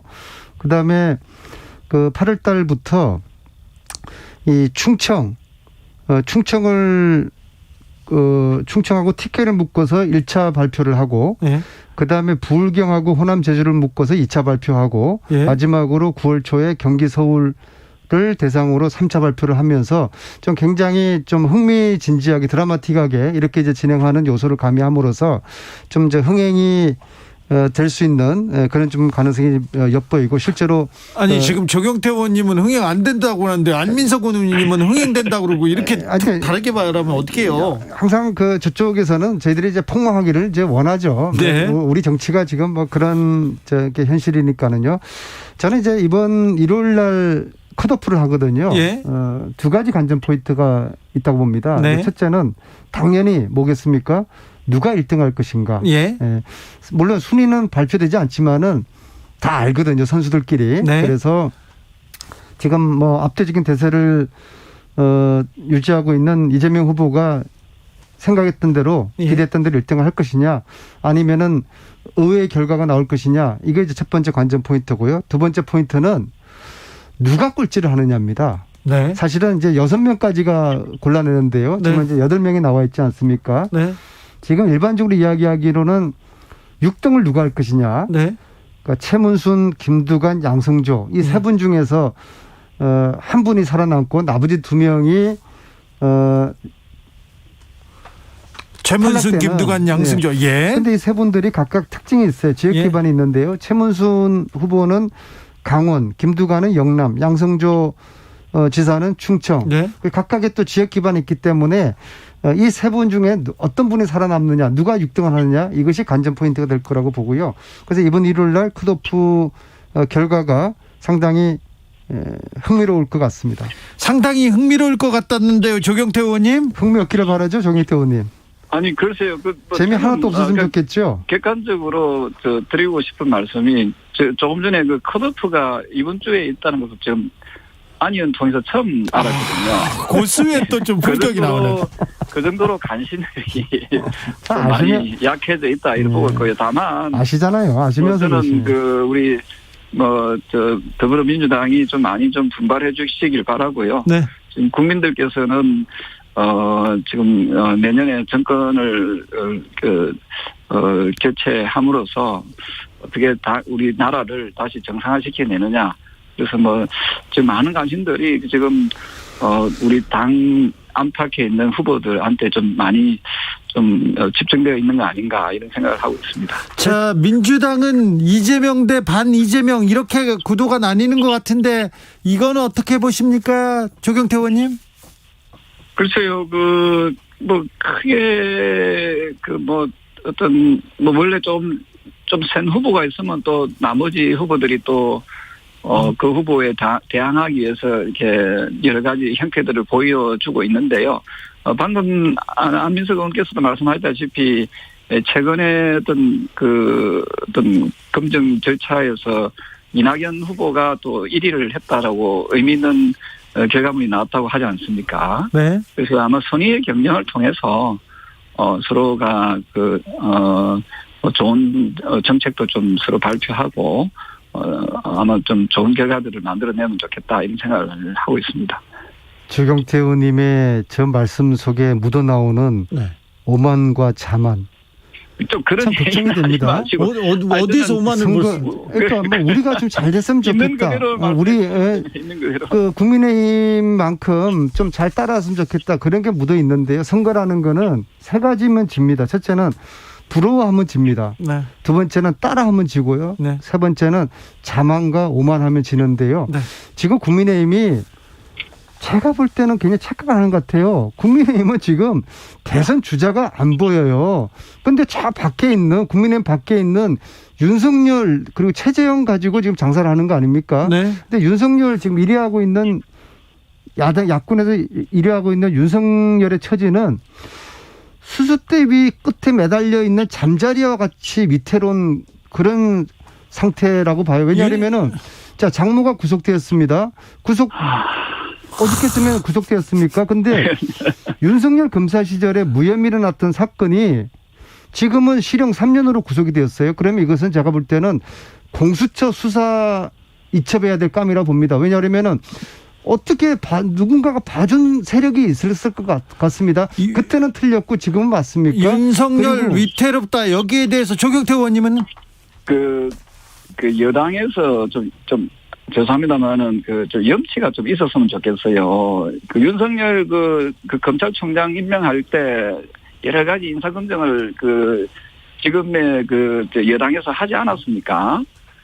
그래 놓고 지금 와가지고 또 막 이런저런 이야기를 하시는데요. 그런 부분 역시도 저는 국민들께서 종합적으로 저는 판단할 거라 보고 있고, 저는 개인적으로 윤 전 총장이 아마 8월 중에 아마 국민의힘에 입당하지 않겠나 저는 그렇게 예측을 하고 있고요.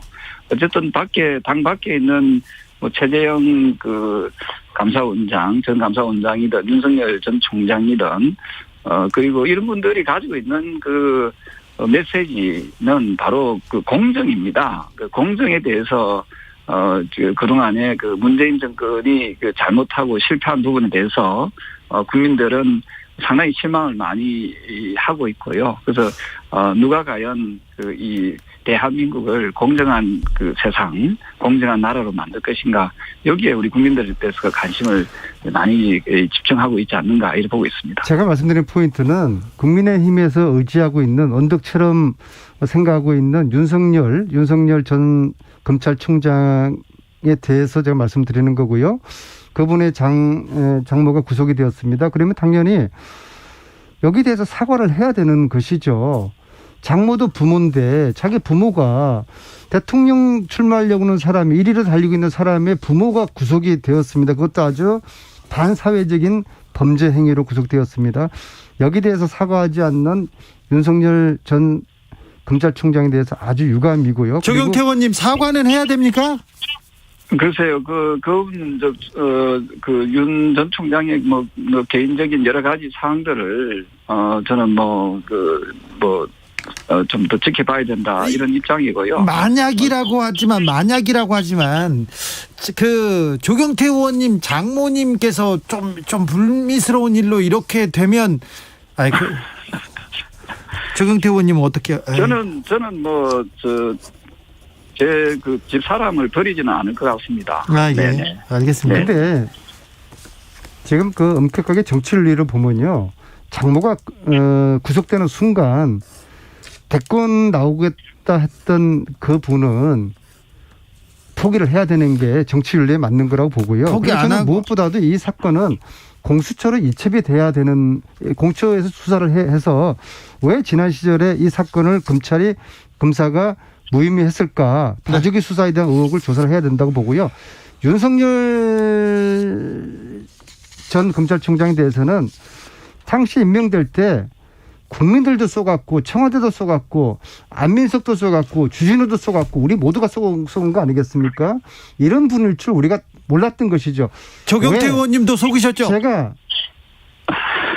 제가 드리고 싶은 말씀은 너무 우리가 지금 어떤 드라마에 나오는 그 대사 중에 너나 잘해라는 그런 말이 있잖아요. 예. 더불어민주당이 그동안에 왜 국민들로부터 시민이 신뢰가 많이 떨어지는지를 살피고, 그리고 지금 국민들이 바라는 이 희망 상황, 시대 정신이 무언가를 저는 명확하게 좀 봐야 된다, 이런 생각이고요. 거듭 말씀드리지만은 내년 대선에서의 그 시대 정신은 저는 공정이라고 봅니다. 네. 그런 의미에서 윤석열 전 총장이든 최재형 전 감사원장이든 또 기타 여러 후보들이 과연 국민들께 어떤 후보가 가장 공정한 세상을 만들어내는데 적합한을 가지고 저는 평가할 것이다. 냉정하게 평가할 것이다, 이렇게 보고 있습니다. 내년 대선에 가장 중요한 아젠다가 공정이라는 것에는 동의를 하고요. 동의합니까? 저는 윤석열 전 검찰총장은 공정에 있어서는 내로남불의 아주 대표적인 분이다라고 생각을 합니다. 왜냐하면은 본인의 처가의 문제, 이 불법적인 이런 문제에 대해서 국민 누가 공정한 수사였다고 생각하겠습니까? 그래서 지금 이 순간에 혹시라도 방송을 들으시면은 저는 그렇게 요구합니다. 첫째, 사과하시라. 그다음에 둘째, 대선 후보 사퇴하시라. 그렇게 말씀드리고 여기서 싶습니다. 마무리하겠습니다. 정비록 여기서 마무리하겠습니다. 안민석, 조경태 의원님 감사합니다. 네, 고맙습니다. 네, 감사합니다. 정치 피로, 사건 사고로 인한 피로, 고달픈 일상에서 오는 피로. 오늘 시사하셨습니까? 경험해보세요. 들은 날과 안 들은 날의 차이. 여러분의 피로를 날려줄 저녁 한 끼 시사. 추진우 라이브.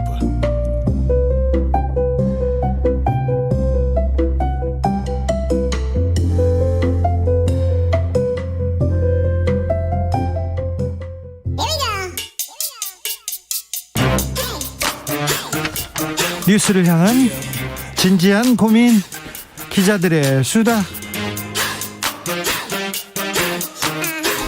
라이브 기자실을 찾은 오늘의 기자는 코인데스크 코리아 김병철 편집장입니다. 어서 오세요. 네, 안녕하세요. 우리 경제 선생님인데 경제 얘기 좀 물어보겠습니다. 먼저 암호화폐 시장 상황 좀 어떻습니까? 네, 다들 아시겠지만 5월에 비해서 6월 달 들어서 가격과 거래량 둘 다 대폭 줄었는데요. 네.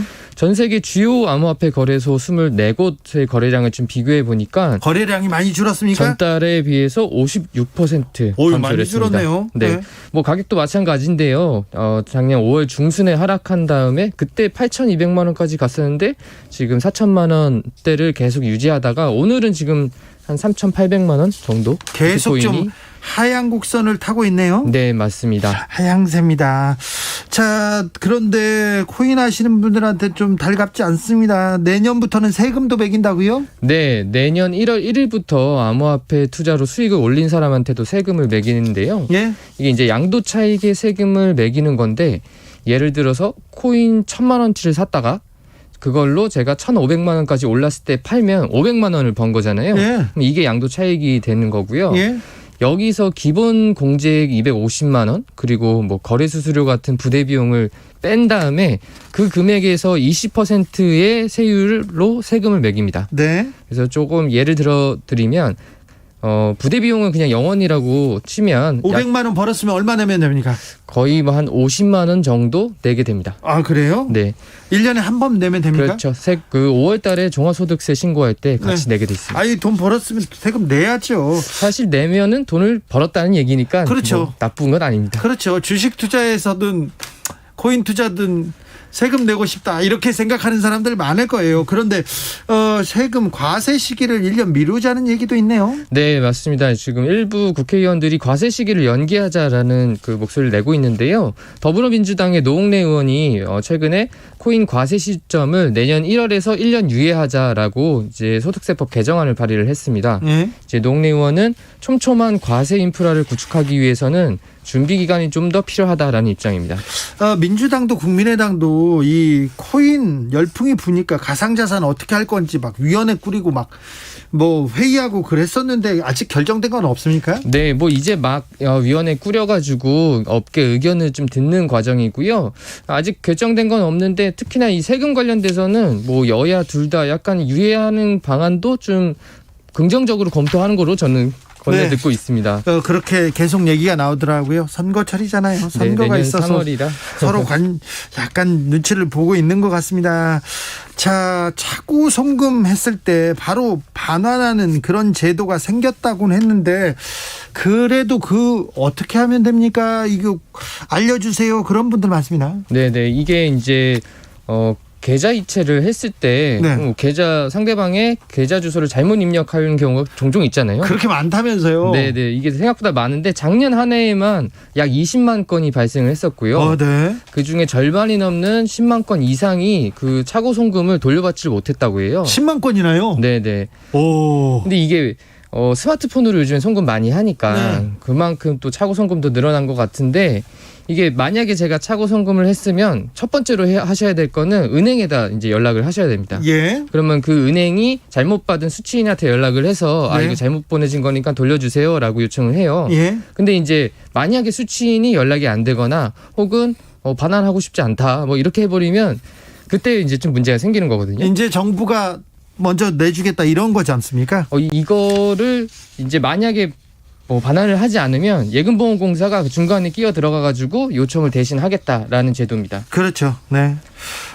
거부하는 경우 그런 사람들이 많아요. 이거 좀 말도 안 되는데요. 그러니까 작년 거를 보면 한 절반 정도는 거부 혹은 연락을 받지 않았다는 건데 좀 신기하긴 연락이 하죠. 안 받은 경우는 모르지만 나 거부하는 거는 지금 양심에 털난 거 아닙니까?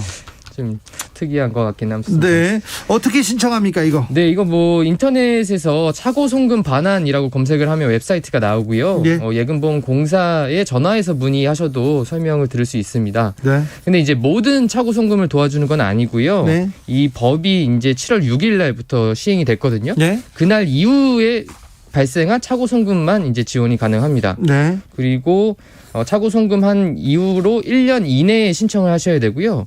금액은 5만 원 이상, 1천만 원 이하인 경우만 신청할 수 있습니다. 5만 원 이상, 1,000만 원 이하. 예. 5만 원 밑에까지 잘못 보내면 그냥 그래. 봉사활동 선행 아무튼 이거 누구 주었다고 생각해야 됩니까? 아무튼 내 돈이 아니면 돌려줘야죠. 네, 돌려줘야죠. 아무튼 차고 송금 반환이라고 인터넷에 치거나 아니면 예금보험공사에 전화하면 이제 정부가 나서서 차고 송금 반환해 준다고 합니다. 다행입니다.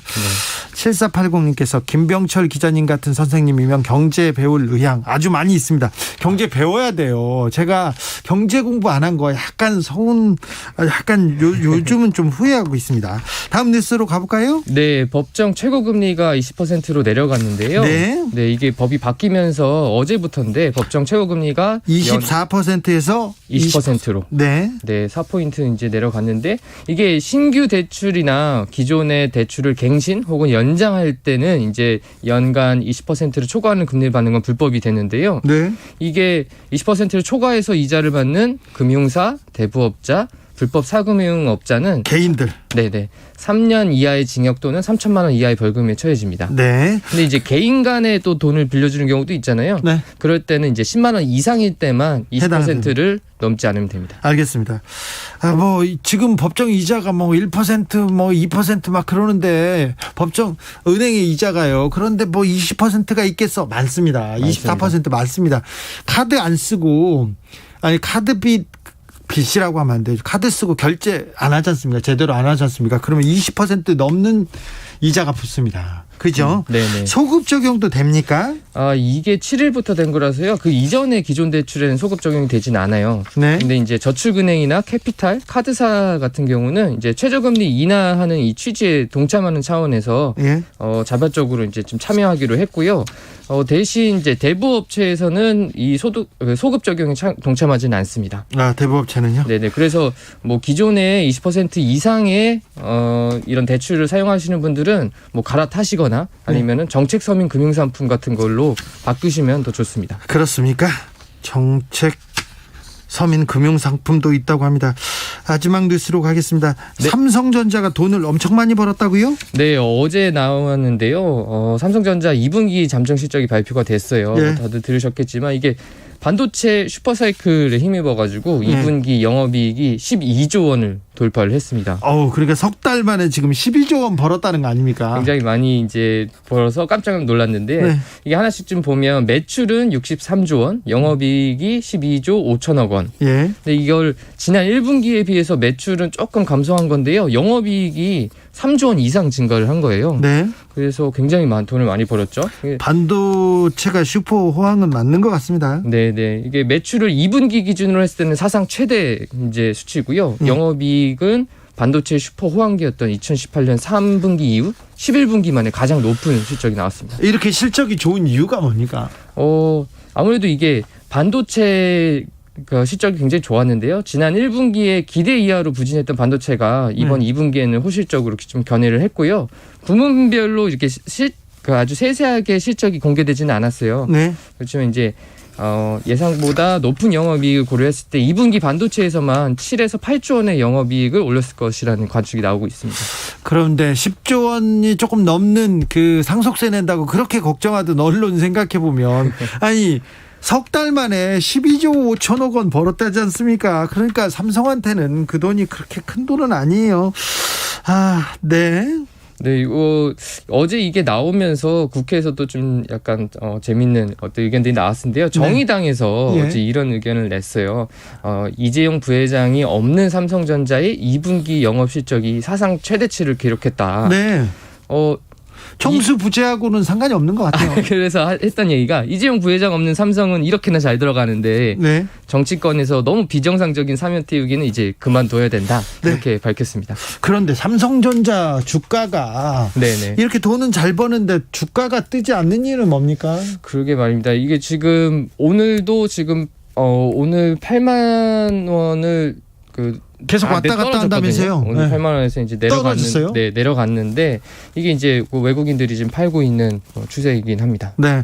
그동안 그 외국인들이 싸게 사서 지금 차익을 실현한다고 얘기하나요? 그럴 수도 있고요. 근데 이제 개인들은 사실은 계속 좀 사고 계속 사고 있습니까? 삼성전자만 아니더라도 코스피에서 개인들은 계속 좀 사고 있죠. 외국인과 기관들은 팔고 있고요. 그래서 그렇습니까? 오늘 코스피도 조금 떨어졌습니다. 기자들의 수다 지금까지 김병철 편집장이었습니다. 경제 공부는 어렵군요. 쉽지 않습니다. 네, 감사합니다. 감사합니다. 교통정보센터 다녀오겠습니다. 오수미 씨. 네, 이 시각 교통정보입니다. 서울 시내 한강 주변에서는 여러 돌발 구간들로 여파가 더해져 있습니다. 강변북로 구리 방향으로 성산대교에서 양화대교로 가는 2차로에 사고가 생겼고요. 여파로 가양대교부터 사고 지점까지 지나기가 어렵습니다. 올림픽대로 공항 쪽으로도 반포대교를 지나서 4차로에 추돌사고가 났고요. 아직 처리가 안 되고 있고 뒷차량들 정체입니다. 노들로에서는 성산대교 방향으로 당산철교 2차로에 승용차가 고장으로 서 있어서 뒤로 밀리고 있습니다. 수도권 제1순환고속도로 판교 일산 방향 안현분기점 2차로에 승용차 사고가 나면서 여파로 정체고요. 더 가서는 사패산 터널 4차로에 고장난 화물차도 서 있으니까 잘 살펴서 이동을 해주셔야겠습니다. 남부권에서는 함양 울산 간 고속도로 함양 쪽으로 서울주 분기점 부근 2차로에 승용차 단독 사고가 났는데요. 빗길 속에 사고가 나면서 더욱더 혼잡한 만큼 주의를 해서 이동을 해주셔야겠습니다. 지금까지 KBS 교통정보센터였습니다.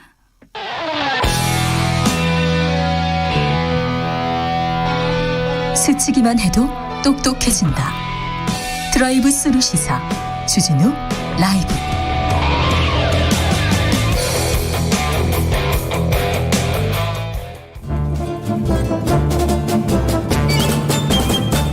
Hear me now. 여기도 뉴스 저기도 뉴스 빡빡한 시사 뉴스 속에서 가슴이 답답할 때 뇌 휴식을 드리는 시간입니다. 오늘도 맛있는 책을 만나보겠습니다. 책의 맛.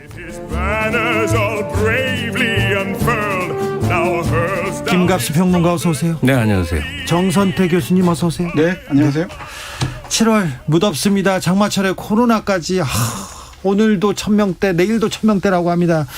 어떻게 지내셨습니까? 무슨 책 읽고 지내셨어요? 요즘은 책보다 날씨 걱정 때문에 잠을 못 이루고 있습니다. 네. 얼핏 뉴스 들으니까 캐나다에서 50도까지 올라가서 네. 500명이 죽고 그랬다고요? 네. 이게 예사롭지가 않죠. 지금 저기 미 서북부 거기는 항상 온화하던 동네인데 거기도 47도 막 올라가고 그러게요. 캐나다의 폭설 만년설 이런 얘기는 들어봤지 여기서 이렇게 폭염을 들으리라고는 짐작도 못했습니다. 야, 근데 기후 변화가 예. 우리 당대에 진짜 무시무시한 현실로 오나 봐요. 위기입니다. 기후 위기입니다. 갈수록 이게 심하거든요. 이거는 미룰 수도 없는 문제인 것 같아요. 지금 우리나라도 작년에 50일이 넘는 54일. 장마 네. 거기다가 이상 기온이라고 볼 수 있는 내용 날씨가 많았지 않습니까? 아니, 그러니까 주변도 저는 그렇고요. 몇 번 충격받았던 게 그 물고기 때 달라지는 거 있잖아요. 예. 어떻게 하면 해수 온도가 달라갖고 예. 우리 연안에 오는 물고기 때가 달라지냐고요. 그래서 좀 놀랍긴 해요. 제주 앞바다에. 네. 그렇습니다. 네. 오늘 만나볼 책은 뭐지요? 네, 오늘은 이육사 시집 골랐습니다. 이육사. 시집 중에서도 56년에 나온 초판본을 복각한 시집. 네. 옛날 맛 좀 느끼시라고 네. 골랐는데. 육사 시집. 네.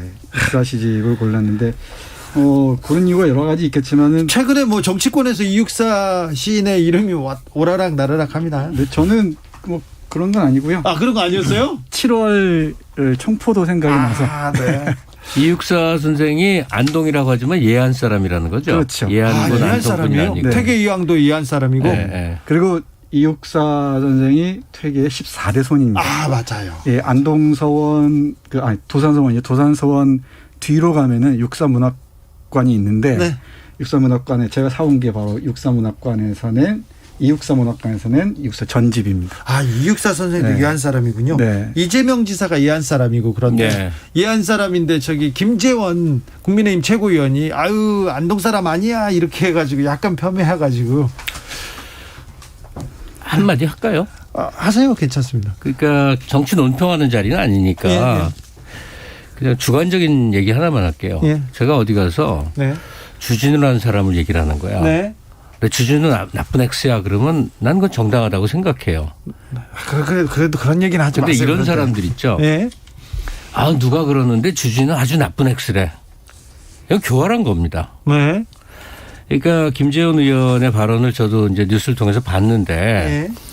어느 안동 사람이 그러는데 이재명이 예안 사람이라서 뭔가가 그러니까 예안이 아마 거기서는 안동보다 못한 지역인가 보죠. 난 도저히 이해할 수는 없는데 이해가 안 됩니다. 안동 사람이 그러더라서부터 못 배워서 그렇다. 이걸 어느 사람이 그러는데라고 전언의 형식으로 이제 돌려 말하는 거 있잖아요. 네.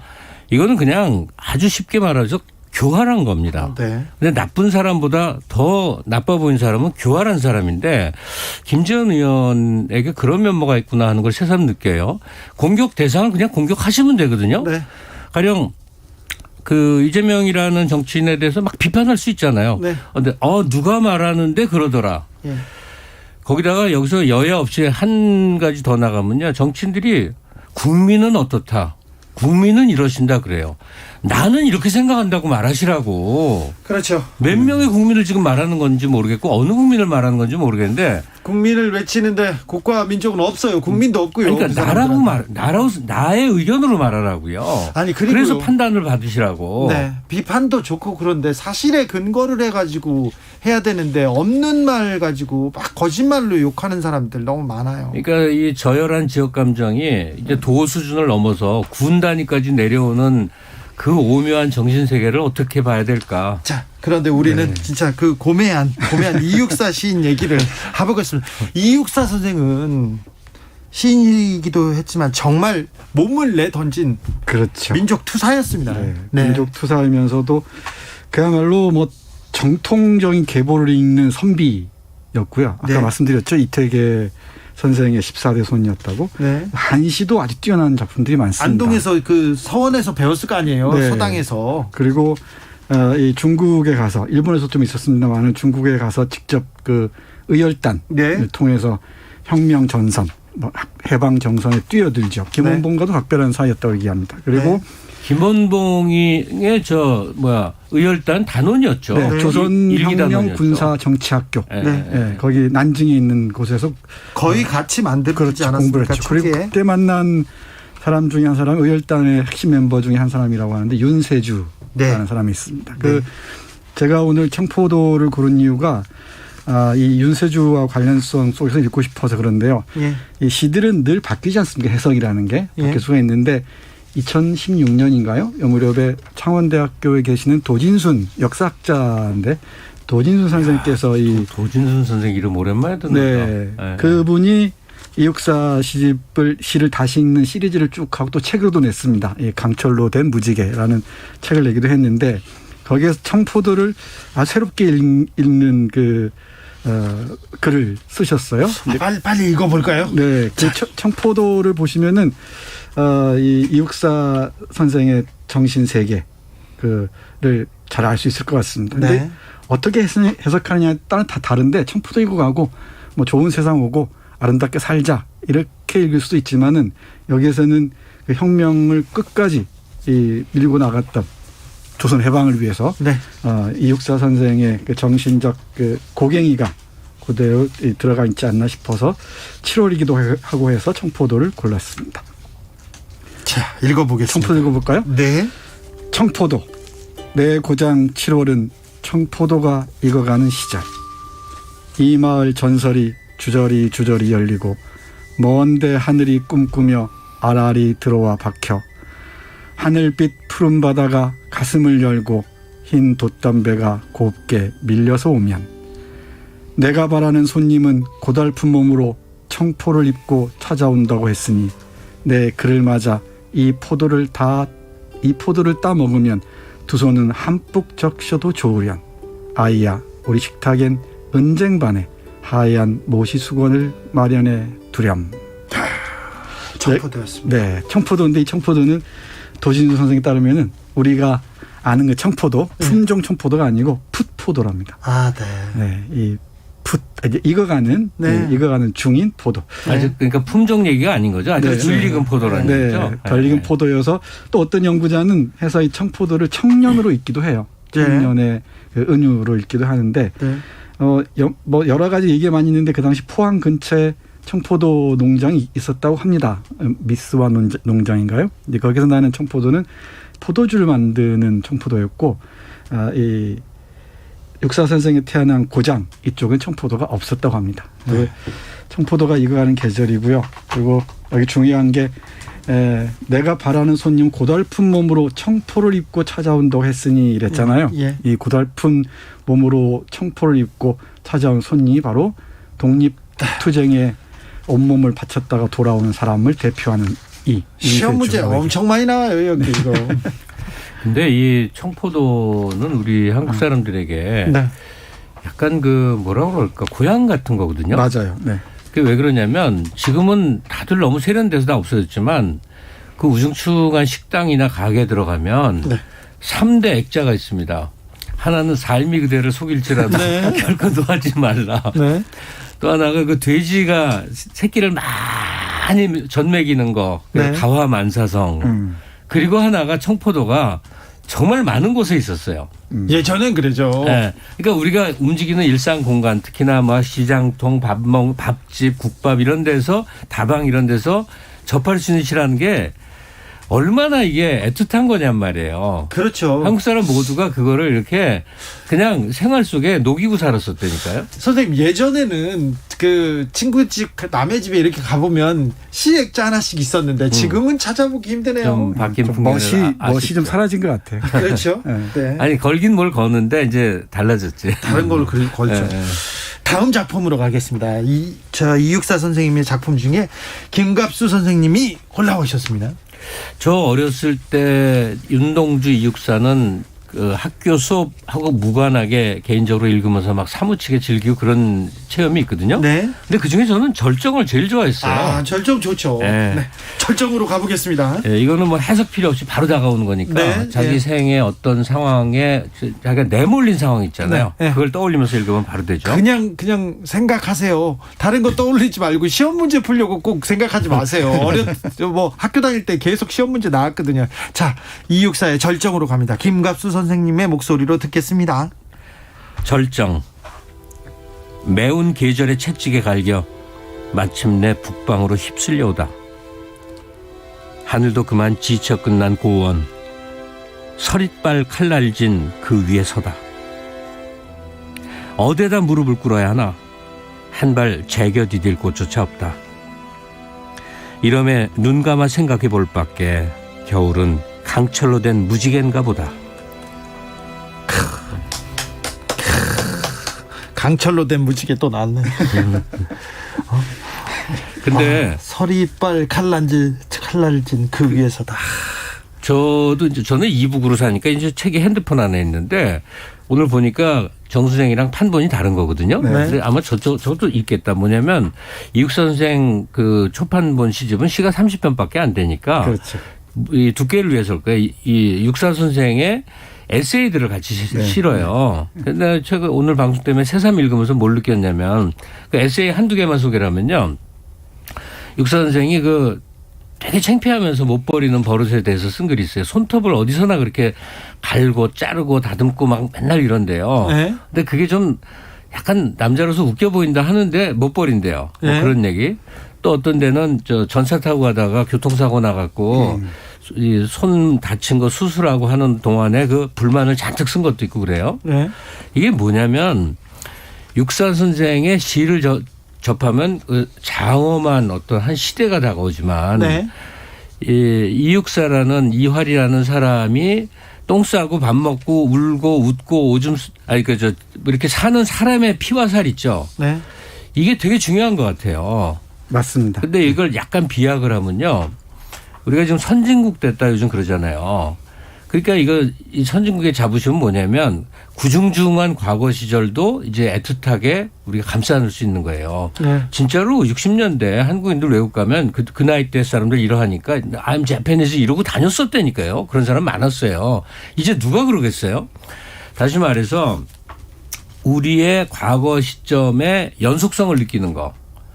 그러니까 옛날 하면 너무 옛날 가치를 생각하는 경우가 많아요. 현재 우리랑 아무 관계가 없는. 제가 한 사례를 들었는데 제 친구 중에 하나 요즘 몇 년째 아주 자기네 집 족보에 빠져 있는 놈을 하나 있어요. 족보라기보다 서씨 집안이 그렇게 뭐 대단한 사람이 많더라고요. 그 문집이 그렇게 많은데 해석이 이제 다 안 된 거예요. 너무 안 됐더라고. 그래서 이 친구가 의뢰도 하고 자기도 하고 하는데 이게 저도 그렇게 곁에 있으니까 그 서유구 집안의 그 유생들이 그 집안 사람들이 낸 문집을 몇 개 읽는데 친구 만난 얘기, 뭐 웃기는 얘기, 뭐 종들하고 몰래 만난 뭐 별얘기가 다 있더라고요. 네. 이게 뭐냐면 조선 이 선비들을 피와 살이 이렇게 살아 움시는 그런 또 육적인 존재로 느끼고 이게 참 어려워요. 역사적인 존재로만 생각하는데 이렇게 산문의 세계로 들어가서 우리 할아버지 때 또 할아버지 때 이렇게 느낄 수 있는데 오늘 소개하는 육사도 그 시집 말미에 에세이 읽으면서 그 40 남짓했던 나이에 그 시인 그리고 독립투사로서 사는 사람의 그 생활상의 얘기들을 참 애틋하게 읽었어요. 네. 그런 인간적인 삶을 잘 들여다봐야죠. 그래야 더 빛나기도 하죠. 너무나 신화화 시켜놓으면은 네. 그 뭐랄까요? 그 인간적인 매력이 떨어져요. 저리가 수가 있죠. 그런데 하나 더 붙일 건 이육사 선생이 이 선비정신을 이어받은 분이라고 그랬잖아요. 네. 그래서인지 이 올곧기로는 뭐 둘째가 라면 서러워했던 것 같습니다. 그 과정에서 이제 제가 이육사 선생을 각별하게 바라보는 이유는 동아시아적인 이 맥락에서 네.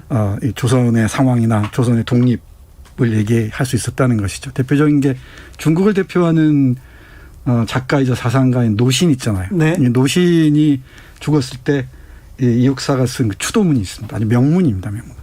그 긴 명문이 있고 그리고 아마 놀라실 텐데 이 이육사 선생이 노신의 그 아주 유명한 작품이죠. 고향을 직접 번역하기도 합니다. 네. 그리고 에세이에 네. 노신 언급이 꽤 나와요. 아주 존경했던 직접 만나기도 했어요. 네. 직접 만나기도 했는데 그러다 보니까 다양한 사상들, 이 아나키즘부터 시작해 사회주의까지 다양한 사상들을 조선의 해방을 위해서라면은 얼마든지 받아들일 수 있다라고 생각했었죠. 근데 그런 걸 다 거두절미 해버리고서 좌우로 나눠서 본다는 것은 이육사의 그 입체적인 그 측면을 바라보지 못하게 하는 게 근데 싶기도 해요. 20년 그러니까 인생 후반 40에 돌아가셨잖아요. 그렇죠. 그러니까 한 20년 정도 독립운동을 하거든요. 그리고 감옥에 너무 많이 가셨어요. 추억이 17번. 네. 너무 많이 가셨어요. 감옥에서 돌아가시고. 인생 전체가 그리고 난 그 연보 보다가 갑자기 진짜 원통하다 싶은 게 돌아가신 데가 어디냐면 북경이에요. 네, 감옥.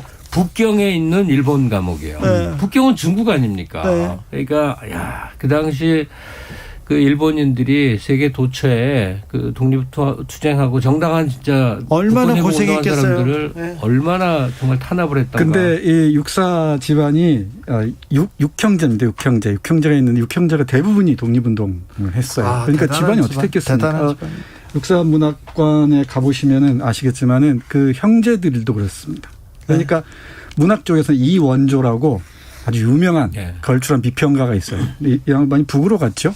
그러다 보니까 오랫동안 그 편견에 시달리기도 했던 것 같습니다. 네.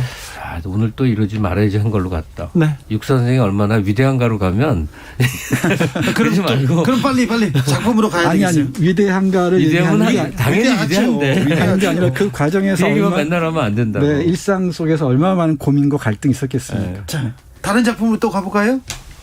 이번에는 광야 가주세요. 네, 광야도 워낙 유명한 시죠. 그러니까요. 지금 청포도 언제 읽어보고 지금인가 고희정님 얘기하시면서 그런데 다른 분들도 광야도 너무 광야로 갈까요? 그럼 교목으로 갈까요? 황혼으로 갈까요? 광야로 제가 준비한 게 있어요. 그래요? 네. 먼저. 넓은 벌판이라는 뜻이 아니고 척박한 벌판 이렇게 읽어야 좋을 것 같습니다. 광야는요? 네. 광야. 까마득한 날에 하늘이 처음 열리고 어디 닭 우는 소리 들렸으랴. 모든 산맥들이 바다를 연모해 휘달릴 때에도 차마 이곳을 범하던 못하였으리라. 끊임없는 광음을 부지런한 계절이 피어선 지고 큰 강물이 비로소 길을 열었다. 지금 눈 내리고 매화 향기 홀로 아득하니 내 여기 가난한 노래의 씨를 뿌려라. 다시 천고 뒤에 백마 타고 오는 초인이 있어 이 광야에서 목 놓아 부르게 하리라. 백마 타고 오는 초인이 있어 이 광야에서 목 놓아 부르게 하리라. 계속 이게 시험 문제에 맨날 이거 나왔어요. 부르게의 주체를 쓰시오 이렇게 하면은 초인한테 나가 이게 꼭 해야 된다. 꼭 이런 얘기 나옵니다만 이거 말고요. 아무튼 광야 저는 힘들고 어려울 때요. 그리고 또 방황하고 도망가 다닐 때 쫓기고 그럴 때 이 광야가 그렇게 떠오르더라고요. 그래서 제가 중국에 갔을 때 저기 만주에 갔을 때 거기에 있는 가이드분한테 광야에 저를 좀 데리고 가달라고 해가지고 광야가 어딥니까? 아무것도 안 보이는 척박한 땅이 있을 거 아니냐. 그래요? 조금만 나가면 된다고 해서 차를 끌고 가서 광야에서 이렇게 우두커니 서 있다가 온 적이 있었는데 그런 생각이 들어요. 그때마다 생각나더라고요. 그러니까 이육사라는 젊은이가 교편 잡았다가 뭐 나중에는 이제 신문사 기자라지만 교편 잡았다가 독립의 뜻을 두고 만주를 찾아가 얼마나 황당했을까. 예. 그 벌판에서 김원번 선생하고도 기난 얘기 나누고 또 이런저런 온갖 고쳐 겪고 또 잡혀갔다가 두들겨 맞다가 때론 무혐의로 나왔다가 때론 징역 몇 년 살았다가 그 속에서 광야라는 거대한 인간 시원의 공간 앞에서 초인을 갈망하는 그런 그 어떤 스케일이라고 그럴까? 진짜 범접이 어렵죠. 그렇습니다. 역시 이 시도 청포도와 같이 그리고 또 절정과 같이 다양한 관점에서 읽을 수가 있을 것 같습니다. 한번 우리 애청자 여러분들도 한번 찾아보시기 바랍니다. 어떻게 읽으면 더 흥미진진할지. 네. 선생님. 저요? 네. 그러니까 독립운동가가 그 별도로 할 수 있는 일이 참 여러 가지가 있을 텐데 이번에 시를 썼단 말이에요. 네. 근데 시의 출발점은 사실 그 아포리즘 그러니까 위대한 말을 하는 것보다 내면에서의 사사로운 동요 이런 것들이 있는 수가 더 출발점이 더 많거든요. 그러니까 육사 선생도 황혼이라는 제목의 시를 썼는데 네. 이렇게 어둠이 쫙 깔릴 때 그 어둠 속에 푹 안기는 느낌 있잖아요. 네. 그 포근한 황혼의 품 속에는 감옥에 갇힌 죄수도 수녀님의 그 저녁나절의 생활도 뭐 이런 것들이 그 속에 포근히 감싸진다는 의미인데 네. 제가 또 한번 천천히 읽어드릴게요. 이육사의 황혼입니다. 이 시 주목하셔야 돼요. 황혼. 내 골방에 커튼을 걷고 정성된 마음으로 황혼을 맞아들이노니 바다의 흰 갈매기들 같이도 인간은 얼마나 외로운 것이냐. 황혼아, 내 부드러운 손을 힘껏 내밀라. 내 뜨거운 입술을 맘대로 맞추어 보련다. 그리고 내 품 안에 안긴 모든 것에 나의 입술을 보내게 해다오.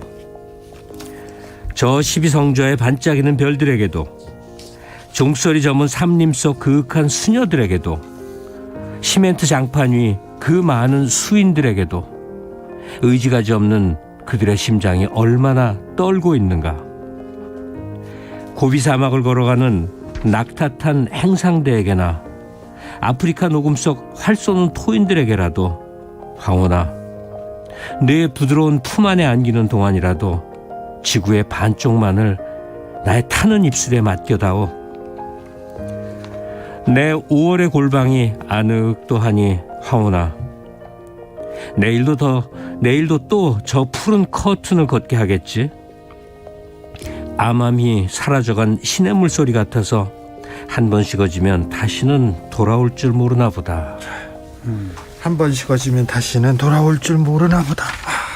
조희숙님께서 학창시절 시를 지금 배웠다면 제 인생이 달라졌고 훨씬 즐거웠을 것 같습니다.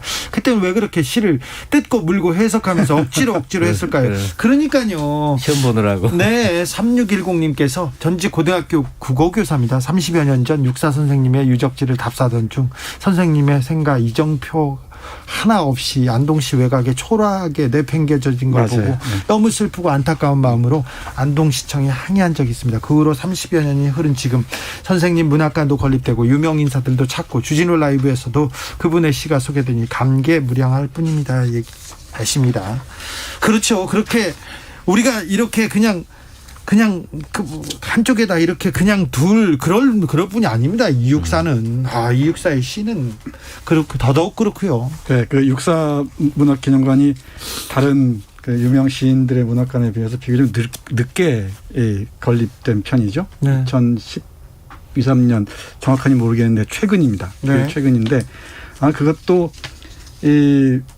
우리 그 식민지와의 분단 상처와 관련이 있는 것 같아요. 이 냉전 이데올로기 문제 연계되어 있는 것 같고, 아까 말씀드렸듯이 형제들이 다 독립운동을 했고, 또 그 중에 또 한 사람은 이 이원조라는 그 저명한 문화비평가는 또 북으로 가고, 네. 또 거기서도 또 비극적인 이 삶을 살죠. 그분 때문에 이육사 선생 얘기를 좀 못했던 것도 사실이지 그렇죠. 않습니까? 네. 그분은 이렇게 훌륭하게 민족을 위해서 온 희생을 다 했는데도요. 그래서 그 보훈 등급도 다르다 그래요. 이를테면 윤동주하고 이육사 보훈 등급도 다르다고 하는데, 이렇게 그런 역사의 그 아픈 상처들이 한 시인을 평가하는데도 어떤 식으로는 개입이 있는 것 같습니다. 네. 어느 나라 사람이 되는 것, 그게 이제 그 몇 가지 있어요, 조건이. 어디서 이제 태어나는 것도 꽤 중요해요. 안 태어나도 되긴 되는데, 태어나는 거 중요하고, 그다음에 그 나라 언어를 아는 게 중요하고, 그다음에 그 나라 사람이 모두가 하는지 생각을 공유하는 게 있어요. 가령 춘향이가 어땠는지, 심창이가 어땠는지는 따로 책 안 읽어도 한국 사람이 그냥 알게 되는 거예요, 저절로. 네. 그런 식으로 한국인이 되는 것 중에 이제 필수 독서물이 몇 개 있는 것 같아요. 네. 근데 좀 아쉬운 게 이제 김구 선생의 이제 그 책이 백범일지가 이 초중고 누구나 한 번은 다 읽어야 되는 거. 예. 그래서 한국인이 되는 거야. 네. 또 윤동주의 별에는 밤을 다 모두해도 누구나 어느 기절을 알아. 네. 네? 그런 거예요. 네. 그 안에 아마 육사 씨도 이제 포함이 될 거예요. 돼야 될 것 같고. 안중근 의사 전기하고 육사 시집도 좀 들어갔으면 좋겠습니다. 그거 우리가 좀 누구나 뽑아봅시다. 읽었으면 좋겠습니다. 그러니까 한국인이 되기 위해서 누구나 다 읽는 거. 옛날엔 뜻으로 본 한국 역사라고 함석헌 선생님 책도 그 중에 하나였는데 네. 요즘 좀 빠진 것 같고. 빠지더라도 육사 시집 그리고 윤동주 시집, 백범 그리고 안중근 의사의 그 일대기는 좀 알고 넘어갔으면 좋겠습니다. 맞습니다. 네. 9305님께서 저녁 하늘을 보면서 낭독해 주시는 시를 들으니 눈물이 계속 흐르네요. 이육사 시인을 생각하니 가슴이 너무 먹먹해지는 저녁입니다. 얘기합니다. 교묵 여러분 한번 오늘 찾아 읽어보십시오. 교묵 좋은데. 네, 교묵도 좋은데 여기도 늦었습니다. 근데 주진우 씨가 몇 개 방송 전에 시 자기 좋아하는 시를 고르는데 완전 내가 깜짝 놀랐다니까 똑같은 시를 좋아하고 있는 거라. 네, 그래서 야, 이게 신기하다. 저도 조금 읽어가지고 그래가지고 절정이 빠져가지고 깜짝 놀라서 찾아놨더니 우리 김갑수 선생님이 절정을 들고 오셔가지고 제가 너무 좋았습니다. 절정이 들었군요. 알겠습니다. 오늘 말씀 감사합니다. 책의 맛 김갑수 정선태 김갑수 두 선생님 감사합니다. 네, 고맙습니다. 김갑수 선생님의 추천곡 마틴 게릭스의 We Are The People 들으면서 저는 여기서 인사드리겠습니다. 퀴즈 정답은요 1번 책의 맛이었습니다. 돈의 맛은 아니었고요. 햄버거 보내드릴 테니까요. 주진우 라이브 홈페이지에 올려 있습니다. 거기서 찾아가세요. 1419님께서 1번 책의 맛 5월에 입대한 아들 첫 면회 가는 길에 정답 보냅니다. 아이고 아들하고 행복한 시간 보냈으면 합니다. 1292님 재래시장에서 장사하는데 손님이 없어서 매일매일 혼자 듣고 있습니다. 정답 1번. 아이고 장사가 잘 돼야 되는데 이놈의 코로나 때문에 아무튼 힘내주십시오. 4137님 매일 오후 5시 5분 주진우 라이브 매일 퇴근길에 듣다가 집에 도착하면 주차장에서 이어폰 끼고 집에 가서 7시까지 듣습니다. 주진우 라이브 응원합니다. 오늘도 재밌습니다.